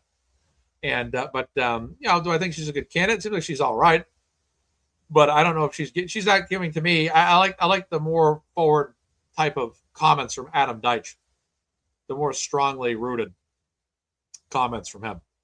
But Macy Lee's comments at the end there of the fourth of the candidates was kind of like, it's more organizational than ethical. No, we're not gonna make excuses for the organization. The organization is made up by the people, and if they can't get that done, then there needs to be another DA. There needs to be another DA. So that's all I got to say about that. All right, we are switching over to Kelsey Fitzsimmons conversation. All right, so I can get my Adam Deitch information out of here. Let's start off with the North Andover Select Board. We ran the meeting on the channel this week, but what happened was the audio on the government cam was terrible. So we're going to replay that now for Audrey Elliott, as Audrey got up there and had some things to say. So let's get her shared up on the screen here. Switching gears, today's Sunday double feature: Adam Deitch and Kelsey Fitzsimmons. All right, so they replayed this on the YouTube channel. So here we are. Okay. Audrey always sits close to the podium. Love it. She's the first one up. Your name and your up to. Let's look for some reactions here. Minutes, with speakers being allowed 3 minutes to present their material. Is there anybody here to make public comment tonight? Okay, please come up, identify your name and your address, and then we're going to. Audrey Elliott, Can you 61, time, Lori? Thank you. 61 Fox Hill Road. North Andover has been in the spotlight lately, and not in a good way. It started off with a poorly trained police department who could not properly serve a restraining order, had little, if any, mental health training, and no control over the impending crime scene that involved an officer involved. That could have been a mood issue had the officers had body-worn cameras that the police chief refused to obtain. All of this falls at the feet of the police chief, a chief that his own department has no faith and no confidence in. How does that situation help or benefit not only the police department, but every single resident and business in town? You allowed him to dictate that he would be placed on paid administrative leave, but he was overly confident that he would be exonerated. This decision of the chief's disposition is solely in your hands. Now the town is facing a lawsuit, which will be sure to bring more attention to this town that is not cast in a positive way. This is the only person in this town that is coming before the select board on a regular basis. Yeah, I guess the turkey is some kind of like town mascot, but I'll be honest with you, I always get distracted by the turkey myself. It's I feel like the guy in the movie Mallrats, where it's like the kid's on the escalator. That kid is back on the escalator again. The turkey is classic.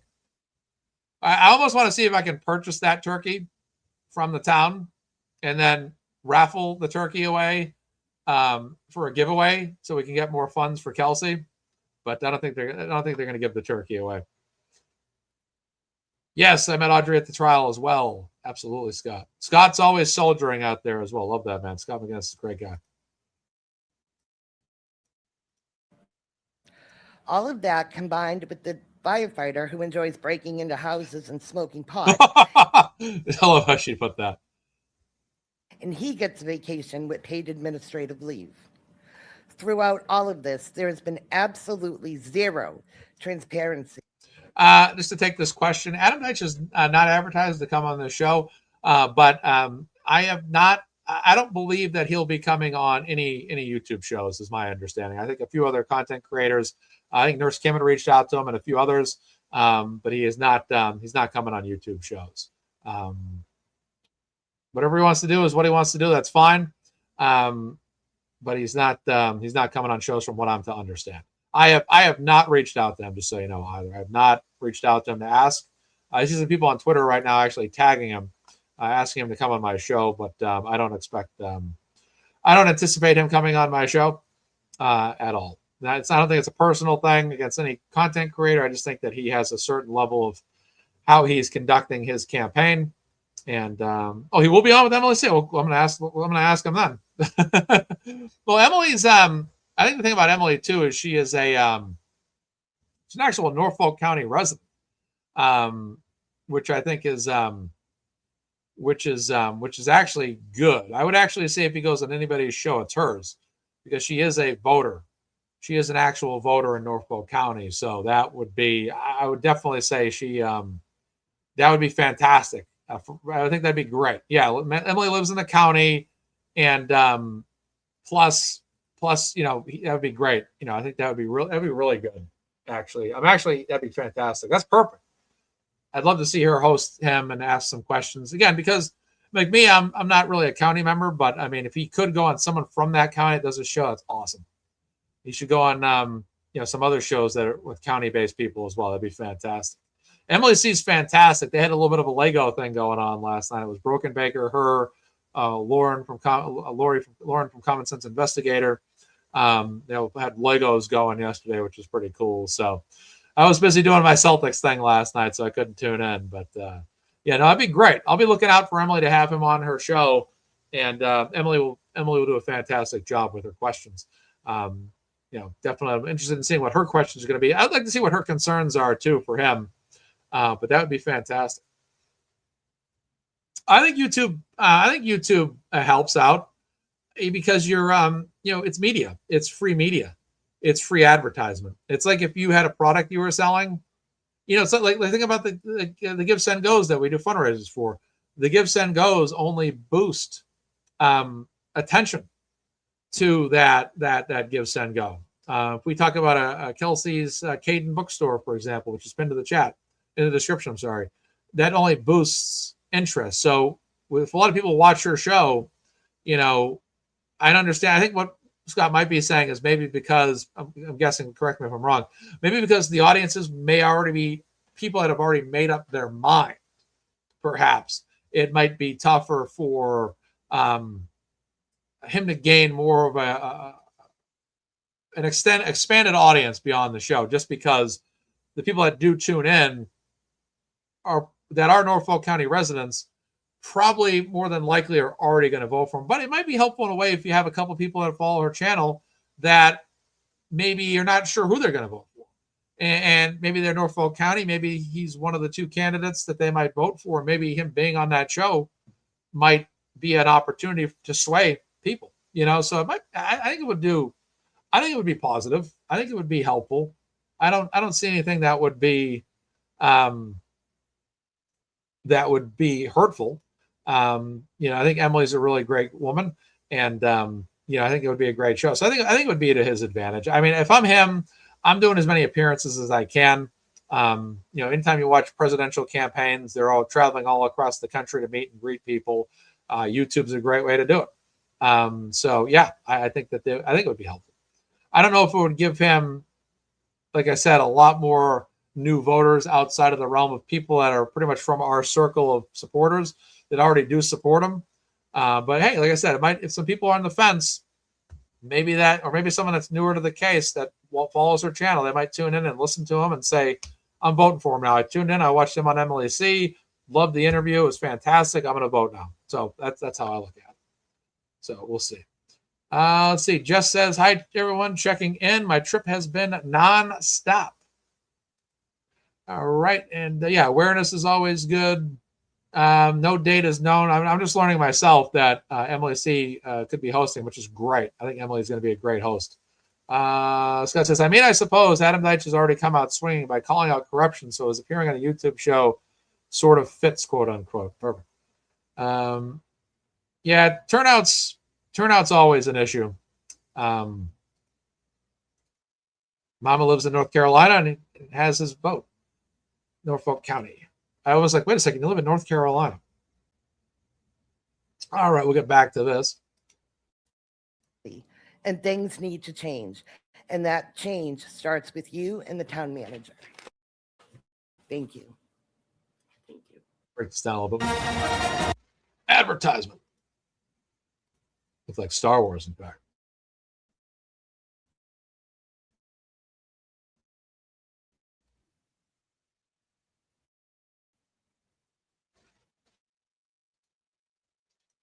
Yeah, I think she made great points, Audrey. She talked about, again, the civil lawsuits against the town. It's going to be very costly for them.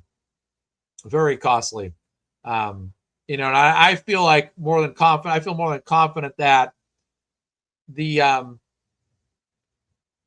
elements that Kelsey needs to sue them, they're all there.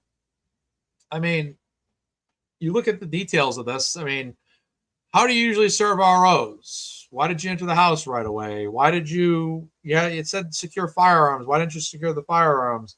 Can you confirm if Kelsey ever, besides he said, she said, ever waved the firearm at you? There's, there's just a lot of materials there that would suggest that this, why, if he was supposed to be in the room with her, why did he leave the room? Why was he walking up and down the stairs? If he had stayed in the room, he would have had a better eagle eye of what was going on and may not have reacted to the situation. It's horrible. It's horrible. There's a lot, and it's just not much for that town. There's not much that they can really go off of to say, yeah, well, it was justified. It's not justified. It's not justified at all. It was basically a cluster. That's exactly what it was. It was a cluster. And it's a situation that got wildly out of control and it should have never gone in the direction it went. And could have all been avoided. And I think it's a couple different things. What about maybe, like I said, this is my ultimate argument. Why don't you just secure all the firearms in the house first? If they, we'll say this and say it again. If they had done that, they would have served the RO after, secured the firearms, got the child. This thing would have gone to family court, which should have always just been a one-on-one family court matter anyways. Instead, they go in the house. They let other people in the house, either known or unbeknownst to them. Then a couple of days later, that same guy enters the home claiming he lives there, gets a go-ahead from an officer. And he's not even an actual resident there. And this goes on and on and on. And these are matter, like the cops should never be letting anybody in your house. Oh, yeah, just go in. I know Miss Mary Mack down the street. I know she's playing bingo at the senior center right now, but if you feel like going into Miss Mary Mack's house, you just go right ahead and steal $100 out of her cookie jar or something like that. Oh yeah, just go ahead. Why do you need to go to Miss Mary Mac's house? Well, I need to. She has $100 in a cookie jar. It's mine. I left it there. I just need to go in and grab it. Oh, it's your money? Yeah, it's mine. I left it there. You know, it's absolutely crazy, to say the least, about what's going on, and you just can't let somebody go in their house. Well, do you live there? And she's just like, well, you kind of live there. You kind of do. And then he actually says in his docs that he had moved out days before. And that to me is admissible. If there's a civil suit against the fire department, against him, whatever, there's a lot there. There's a lot there. I mean, I'm expecting civil suits, a few of them, I'm anticipating. We'll see what ends up happening. We'll find out. But that's all I got to say about that, is it just doesn't, from a town perspective. I mean, the thing about the cops, and I like to take out the fact that I'm not a fan of Noonan, the fact that I'm not a fan of the chief, I want to put aside for a second, and just say the following is protocol. Carrying this stuff out. I if they were to argue like, well, we know Kelsey, we never anticipate Kelsey pulling a firearm out on us. We've known her, we work with her, we got the situation under control. I could legitimately picture them thinking that. Like, we know her, we've worked for her. She'd never pull out a firearm on us, or a firearm on herself, for example.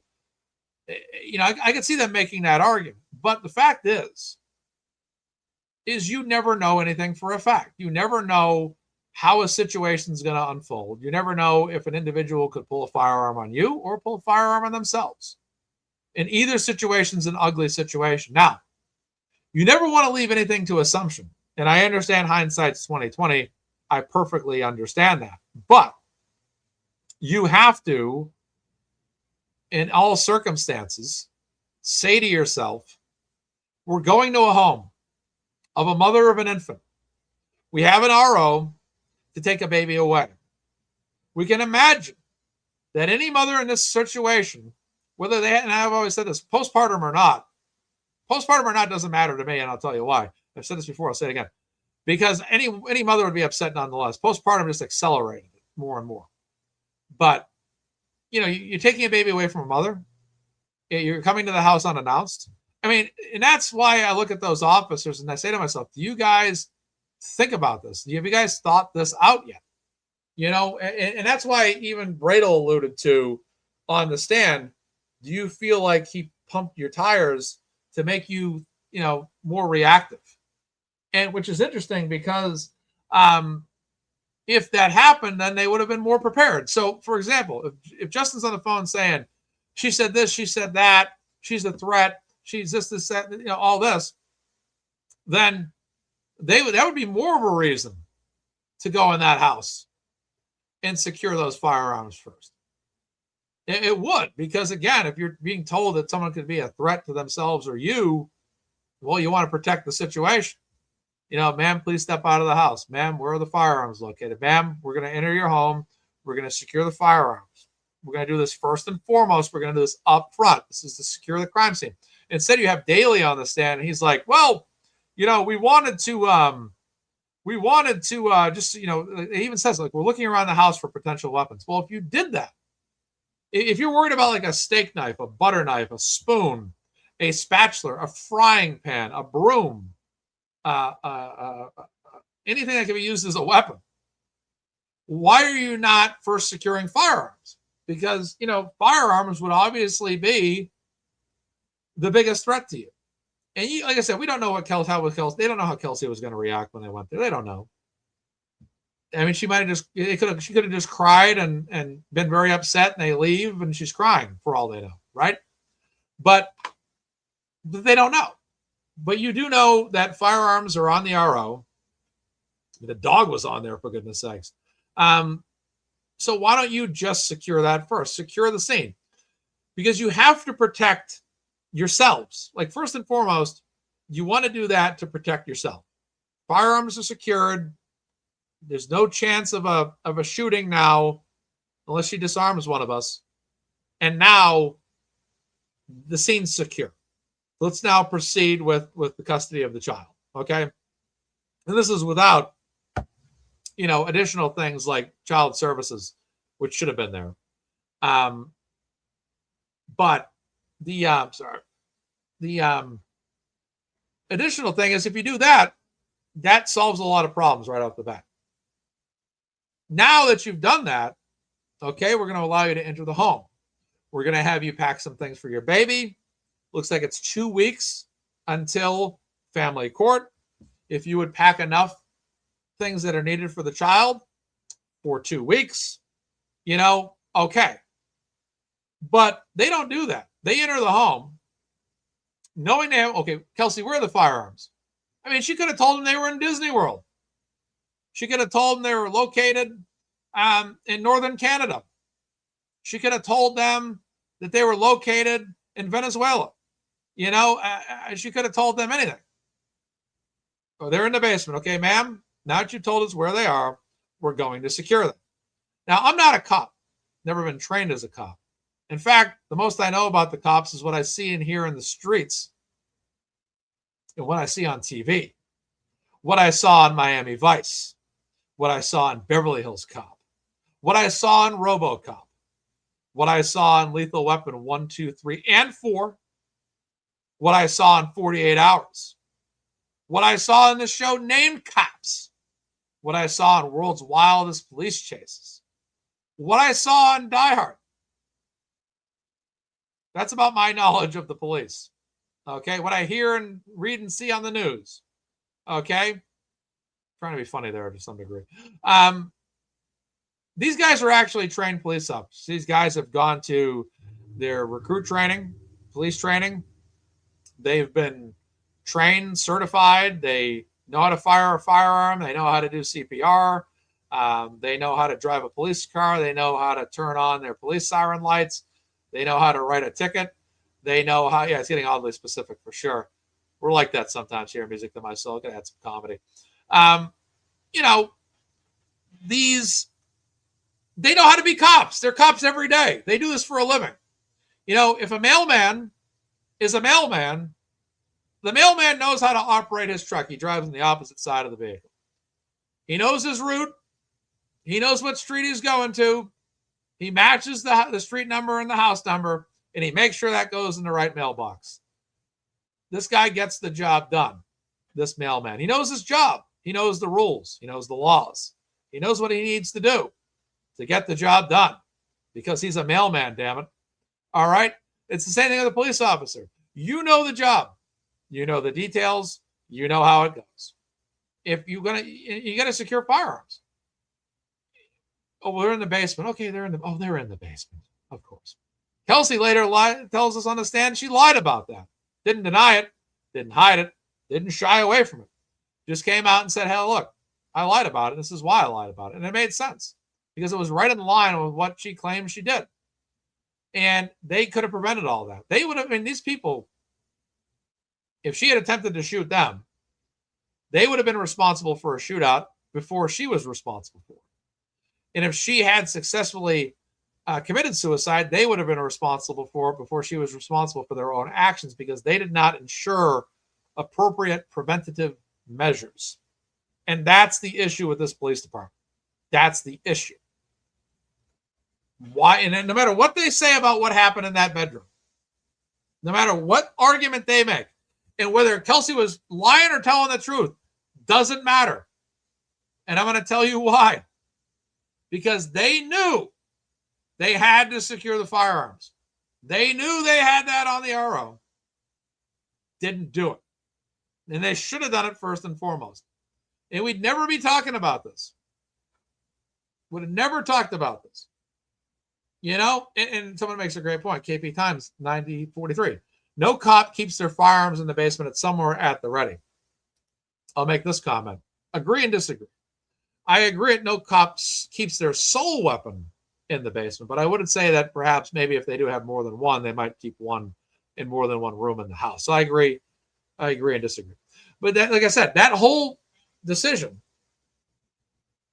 we can talk about body cams, DCF not being there, not having a female police officer, whether you love or hate Justin, you can talk about all of that. But the bottom line is the whole reason why a lot of us were up in Lawrence a month ago is because of the shooting attempt that happened. And they didn't secure the firearms. We are here because of their negligence. And that's why Chief Charles Gray needs to either resign or be fired. Not spending his summer probably on a golf course, possibly up in New Hampshire, possibly down in southern Rhode Island, possibly in Florida on a paid vacation where he can get up every single day, do whatever he wants in his life, and get paid for it. You know, this town needs to conduct a more thorough investigation for sure. Because it's just, if you're chief of police and you're serving an RO against a fellow officer that's having her baby taken away, you know, why would you not, even if you didn't have DCF with you, why not maybe call them and say, hey, we think we can handle this without DCF. Do you have any recommendations for our department before we go over there? Yeah, we're serving an RO and a female officer from our department. She has a youthful young infant, and we're going to serve this. We're not sure how she's going to react, but yeah, the fiance or ex-fiance is saying this, and that. What do we? Fair enough. You know, how do you have any recommendations? And like I said, mother bear instincts exist in every mother, regardless of being a human, being a bear, being a bird, being a dog, being a cat. You know, maternal instinct is maternal instinct. Being a mom is shared by every human being or species on this planet to protect your loved ones. And Kelsey could be mentally triggered to have a response when her baby's being taken away. A baby she just finally saw recently, by the way, which is nice to hear, but not good enough. We wanted to see the child more frequently, obviously. But yeah, it just causes a lot of chaos. And that's exactly what happened. And I hold the police department responsible for their actions. And I just feel like they let this get out of control. And they let everybody down. Kelsey Fitzsimmons was failed by the system, is what I always say. And she was. They failed her as a police officer. They failed her as a mother. The system placed her in a situation where she felt like the best thing she could do at that time was commit suicide. You know, that's insane. That's absolutely insane. That in that moment, the best thing that she thought to do in her life was that. They put her in that situation. They didn't have her properly, not only firearm-wise, securing the firearms, but they didn't have her properly counseled. You know, she felt barraged. She felt sabotaged. She felt basically robbed. You know, how many of us would be upset if our dog or cat or your ferret or your hamster or your gerbil or your bird, maybe you have a pet snake, was stolen or taken away from you? You'd lose your mind. How many people would be upset if your car was stolen or your bike was stolen or your grill was stolen and, you know, something in your house was stolen? You know, you'd be pretty upset about that. You'd be pretty upset about that. You'd be pretty angry, more than likely. But we're not talking about that. We're talking about a baby, about a mother who had a baby. The most prized, not even a possession, the most prized thing in her entire life, something she values more than herself, is her own baby. And that's the situation they put her in. And they messed up. You know, and you see it on their faces on the microdots videos as well. They're sitting there. You can see it in Daly's face. Daly's like, man, we. And I'm sure Daly wasn't even fully aware of what Noonan actually did or saw. You know, but it, yeah, the police chief agreed. The police chief should have been on scene. Kelsey was one of his police officers. This wasn't a normal restraining order serving. Exactly. It's It's absolutely sad. But they could have done this in a more orderly manner, a more controlled manner that would have resulted in a much better outcome. And that's all I got to say about that when it comes to the officers. Now, in terms of Gray, when it comes to Gray, how are you allowing this to happen? How are you allowing this to happen? And that's what's crazy about all this. Let's read into some news on Gray regarding his paid leave. This is an article from last month, but we're going to go over it. We're going to be talking more about like the North Andover Police Department today, more about their department than we are about family court matters. All right, so let's zoom in here a little bit. A little bit more. See how this looks like for you guys. Add it for this. And stand by. There we go. All right, so embattled at North Andover Police Chiefs on paid leave at his own request. Keyword there, own request. Last week, the North Andover Patrol Officers and Sergeants Unions announced they'd voted no confidence in Chief Charles Gray and called for his immediate removal, citing, among other reasons, for the controversial Kelsey Fitzsimmons case. The police chief in North Andover has been placed on paid administrative leave at his own request. Imagine that. Imagine being on paid administrative leave. Imagine if you guys got to take the summer off right now and just say, hey, I'm good. I'm taking the summer off. I don't have to go to work all summer. I mean, this is kind of basically one step into the, resignation or you're fired type deal anyways. A town official had confirmed. There will be no statement from the town on the move involving Police Chief Charles Gray. Town Manager Melissa Murphy Rodriguez said in the statement. That's probably why you're not hearing the select board. I mean, the select board never responds to public comment, but they're not going to, they're not going to comment anyways. The North Andover Select Board was holding a meeting Thursday night. There's Jeremy Renner on the right there, Hawkeye from the Avengers. All right, so Thursday, Murphy Rodriguez had earlier confirmed reporting. I'll start the sentence over again. Let's restart. Let's try to get my boy Jeremy Renner on screen. I had to give him a shout out. The North Andover Select Board was holding a meeting Thursday night. Murphy Rodriguez had earlier confirmed reporting in the Andover Townsman that the board would be holding an executive session regarding Gray, who would not be in attendance. Gray is stepping away from the department a week after the North Andover Patrol Officers and Sergeants Unions announced that they had passed a vote of no confidence in Gray and called for his immediate removal, citing, among other reasons, the Fitzsimmons case. Quote, we can no longer remain silent while operating under a toxic culture of vindictiveness and professional stagnation, the union members said in a statement. This vote is not about wages, benefits, or any other traditional labor issues. It is the unavoidable consequence of years of failed leadership, no leadership, and outright inaction. Sadly, the current turmoil faced by our officers was both foreseeable and avoidable. You hear that again? The current turmoil faced by our officers was both foreseeable and avoidable. That is the key word right there. That this all could have been avoided. It's like, come on. You expect, and the thing about officers is when they serve an RO, it's my understanding they don't, like, say if they get an RO approved, like, okay, we're going to serve this restraining order.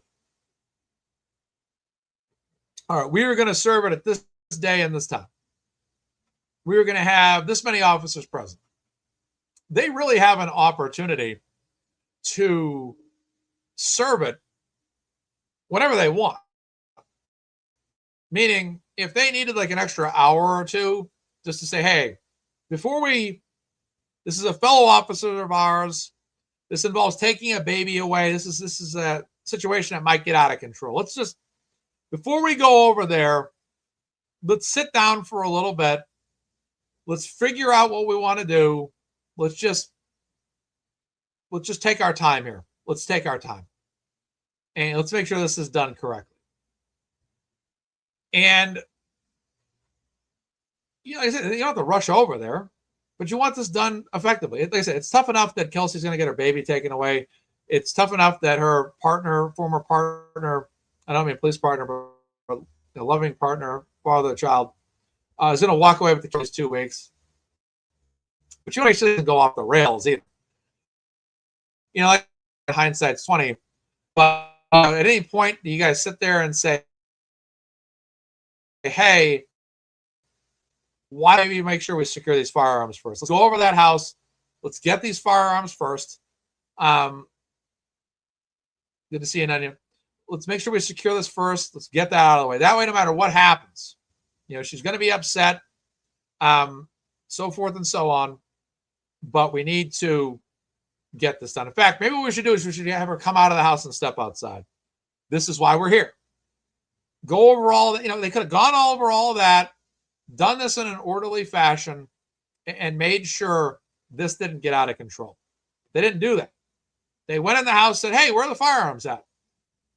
Like, you know, like, hey, where's the beer at? Where's the booze at? Like you're going over somebody's house for a party.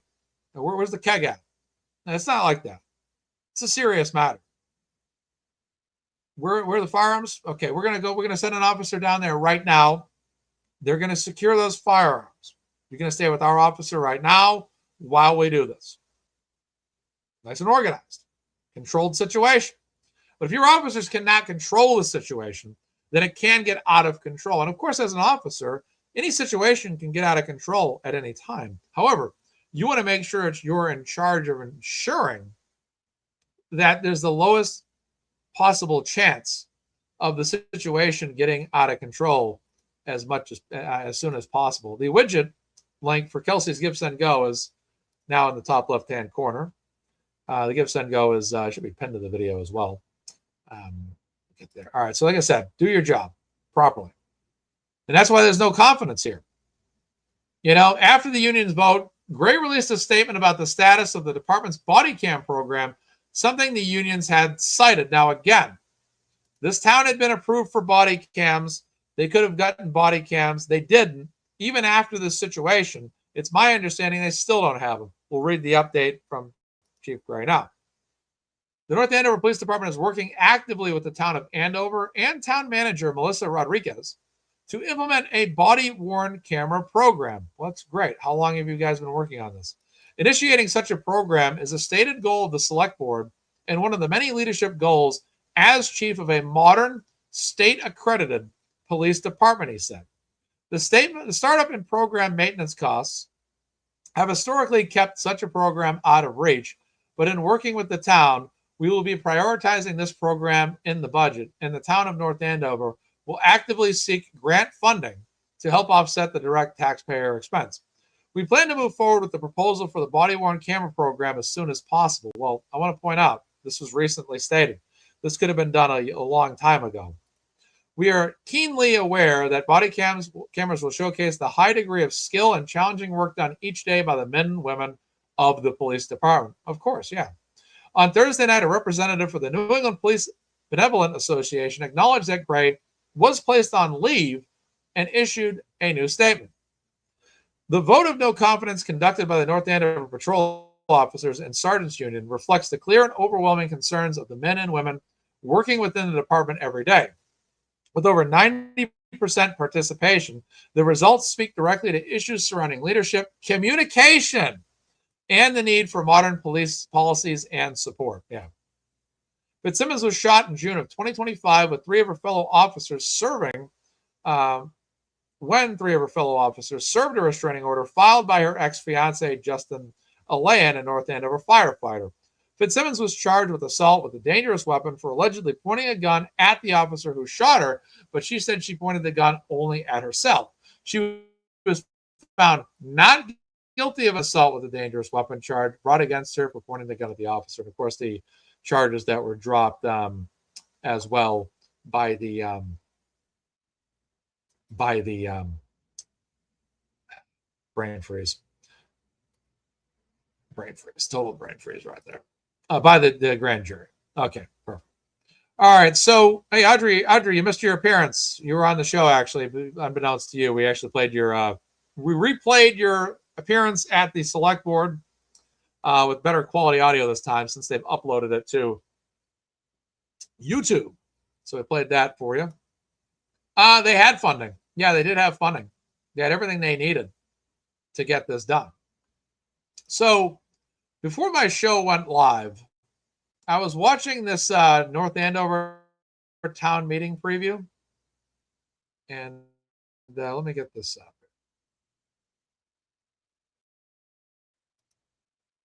All right, get this up. So I was looking at this. The lady on the far right, you'll recognize. She's on the select board in North Andover. And I was looking through this just to see if, before I did my show, I was skimming this video to see if they actually talk about Chief Gray at all. So let's do some skimming. In the know as to what's happening at town meeting. My name is Mark DeSalvo. I'm the elected town moderator here. Excellent Superintendent of Schools, Pam Lathrop, and George. Budget. We are projecting to spend a little. Start off with talking about public schools. I mean, obviously, public schools are always a major issue. Funding, a lot of town taxpayer money goes into that. So they start talking about this. A bit more than that. We'll skip ahead. Really pushing for the past few years and make sure that teachers are having the opportunity. So again, now he's talking about schools. Now let's go to this lady. And she's a part of the finance committee. I think one thing is really a wonderful aspect of what we experience as a finance committee is the transparency from all the departments.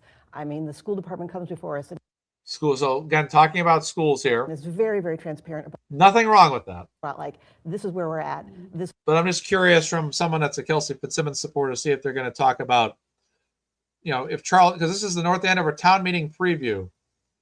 And I'm just interested to see if they're actually going to talk about anything related to Charles Gray. And I couldn't find it. We'll continue is on. what we need. The town manager can walk us through the capital budget, and most specifically, we'll get to the Kittredge School as well. Talking about school again. School, and that's a $1.3 million More- project. More about the school. To make sure that it's meeting all the needs of what it means to be a student in the 21st. Still talking about the school. And Atkinson, but some students do attend Thompson as Still talking about the school. Let's go to 12 minutes. A little further here. There might be This some is the lady that's the head of the select board meetings. 12%, I can't remember. And so being able to know that we can get to those incidents more quickly is a benefit to Let's back it up a little bit. to decrease our response times. Fire station and adding Okay, here we go. Maybe. in a different way and provide more garage space, et cetera, for Okay, here we go. In front of us, and All right, I might have missed this. Let's see if there's anything here. It looks like she's talking about the fire department. I think this is about the fire department budgeting. Two of the firefighters were there recently asking for budgets. being able to be done under existing operating budget restriction. Absolutely. So we're really excited about the prospect of this project because over the last few years, what our fire station is currently like has been at the forefront, and we know that we needed to make some changes. Yes, I would agree. There are some changes that need to be made in your fire department. Audrey says here, definitely going to the town meeting on the 12th, praying the vote for the police body worn cameras gets passed. Many important issues, but that is tops for me. Yeah, I mean, that's something they got to pass. The voters got to pass that. The town's going to pass that, I should say. When reviewing Fire Station 2. So the meeting is at Tuesday, May 12th at 6:30. And, okay, good. I need to make note of that. 6:30 p.m. Okay. Realize that we can actually make more impact and improve the facilities in a different way and provide more garage space, et cetera, for apparatus that is currently not not stored the way it should be by doing a renovation to the. So again, more, building stuff. Again, not a problem. I mean, every town, schools should be improved. Fire departments, police station buildings should always be improved. Town buildings should always be improved. No problem there. No problem there. I don't have any issue with that, obviously. But again, I'm just looking to see if they're talking about anything about the chief of police. And they may not talk about it because they don't want to talk about it. But I'd like to see them say something along the lines of, we'll be discussing the chief matter. Current fire station and adding And it may come up to the town to actually bring that up at the meeting themselves. this separate facility to meet sort of the current and future needs. So we're thinking ahead a little bit to know that we can lose incidents more quickly. 114 corridor, it might be 7%, 12%, I can't remember. To decrease our response times for our residents. Right. That's why they wanted to get that no building, because the response time matters. Huge incidents more quickly is a benefit to driven decision, and also the plans for the new building. And a rationale for either of these principal projects. So again, not much about any matters that matter. This woman, I believe, was school related. Putting together the new fire station. New fire station. She's the finance manager, I believe, so she's going to talk about that. It's a little, not just one elderly school. We have at least 3 elderly schools, and I mean elderly. These are really old buildings. More and more about the building. Let's go back. Let's dig a little deeper here. What does the town manager have to say? A project that works for them and works for us, right? In many ways, I think, you know, at first when we had kind of dreamt this project up and applied, Yeah, not much about it. Let's move forward. And that those buildings there are More about the buildings. We'll fast forward a little bit more here.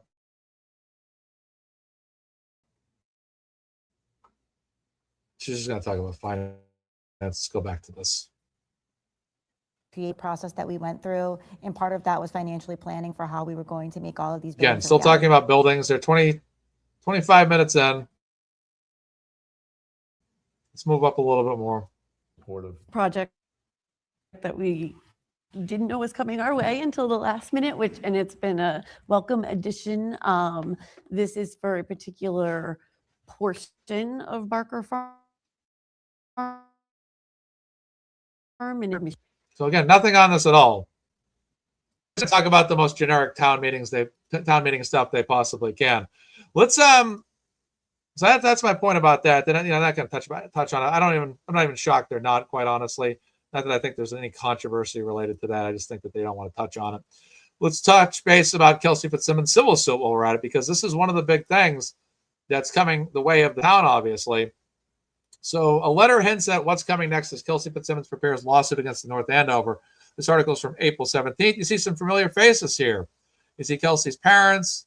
You see Tim Bradle, Courtney Healy, Kelsey, Martha Coakley. Mark Betterow is right next to Martha Coakley. You see Lauren from Common Sense Investigator, Little Law Girl, Michael Bryant from Just to Serve TV. All your favorite people are there.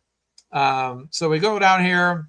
A lawyer for the former North Andover police officer, Kelsey Fitzsimmons, indicated plans to bring numerous claims against the town in connection with what he dubbed an ongoing course of negligent, reckless, and intentional misconduct by town officials, according to a letter sent to the town by Mass Live.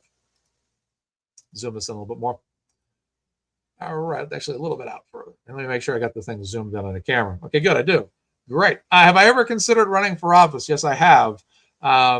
State representative, but I don't want to do it because I don't want to be confined to a few town areas if I ever intend to move out of my town or the neighboring towns. So that's one of the things that kind of turns me off to that. Plus, I know the state representative in my area going back a long time, going back to the last century, in fact. So, you know, do I really want to impede on him, to say the least? All right, so let's zoom in, and we should be good. All right, a lawyer for the former North Andover Police Department. Oh, this went back up again.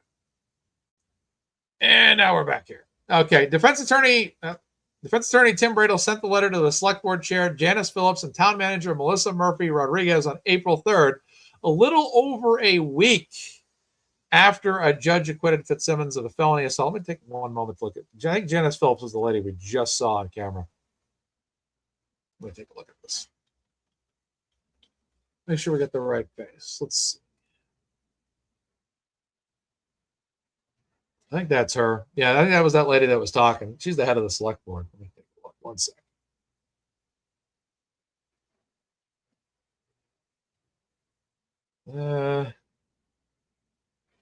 Yeah, that's Janice Phillips. 1 second. Yeah, her. Okay. So this is who the letter was sent to, Janice Phillips. That's her right there. Okay, you're right. Exactly. Thank you, Audrey. Thank you, because you know the ins and outs of your town. I don't. Thank you. Yep, so that's Janice. I don't have a problem with Janice. She seems like a pretty nice woman to me. But Defense Attorney Tim Bradle sent the letter to Select Board Chair Janice Phillips and the Town Manager Melissa Murphy Rodriguez on April 3rd, a little over a week after a judge acquitted Fitzsimmons of a felony assault charge. The letter serves as a formal notice of a forthcoming lawsuit, so they are aware. Under Massachusetts law, any person planning a lawsuit against a public employer like the town of North Andover must send what's known as a presentment letter before filing. That letter must be sent within 2 years of the claimed injury. Please don't make me. Oh, I got to. Are you kidding me right now, Mass Live? Are you kidding me? All right, fine. We'll find another article then. To hell, to quote on source like to hell with you. I didn't even realize my goodness. 1 second.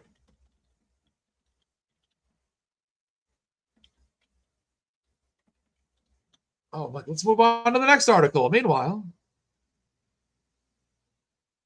let's see.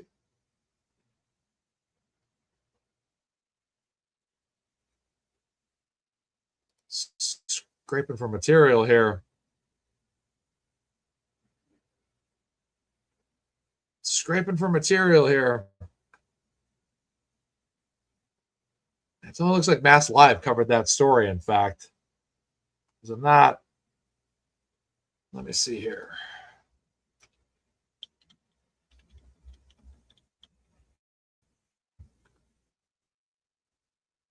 Okay, 1 sec. I have it. I think this one's more police related, though. No, it's just about Chief Charles Gray again. Learning quickly, that's good. Me too. Always picking up this stuff as we go. It looks like Mass Live's the only one that reported on that article about the notice going to the town. I'll find another. I have another article I can use.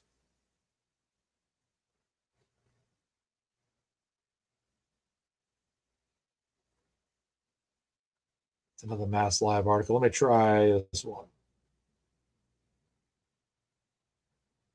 Here we go. NBC Boston. We'll go with that. You're watching NBC. For more news, follow NBC. 1 second.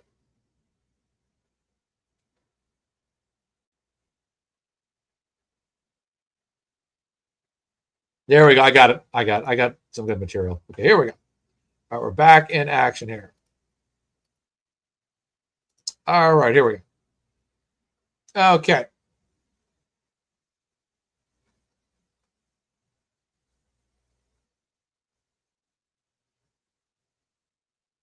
I picked the wrong one. Share this tab instead. There we go. Okay, there we go. Perfect. Got it. Back in business. Legal team prepares civil rights and negligence claims. Bradle said the presentment letters signal the legal strategy moving forward. That's a predicate to a lawsuit against the town's civil rights action, negligence action. We're going to give them notice of our claims very shortly, which he did in that other article I read. Let's see if it says anything here. Yeah, he says it here. Why are her own colleagues serving this order? Why are they letting the adversary in the civil litigation, in the restraining action? Why are they letting this person rummage through her house alone? That's what I mean. These are all huge questions here. And these are some of the things I brought up earlier. It just doesn't make any sense to me. It raises questions. I'm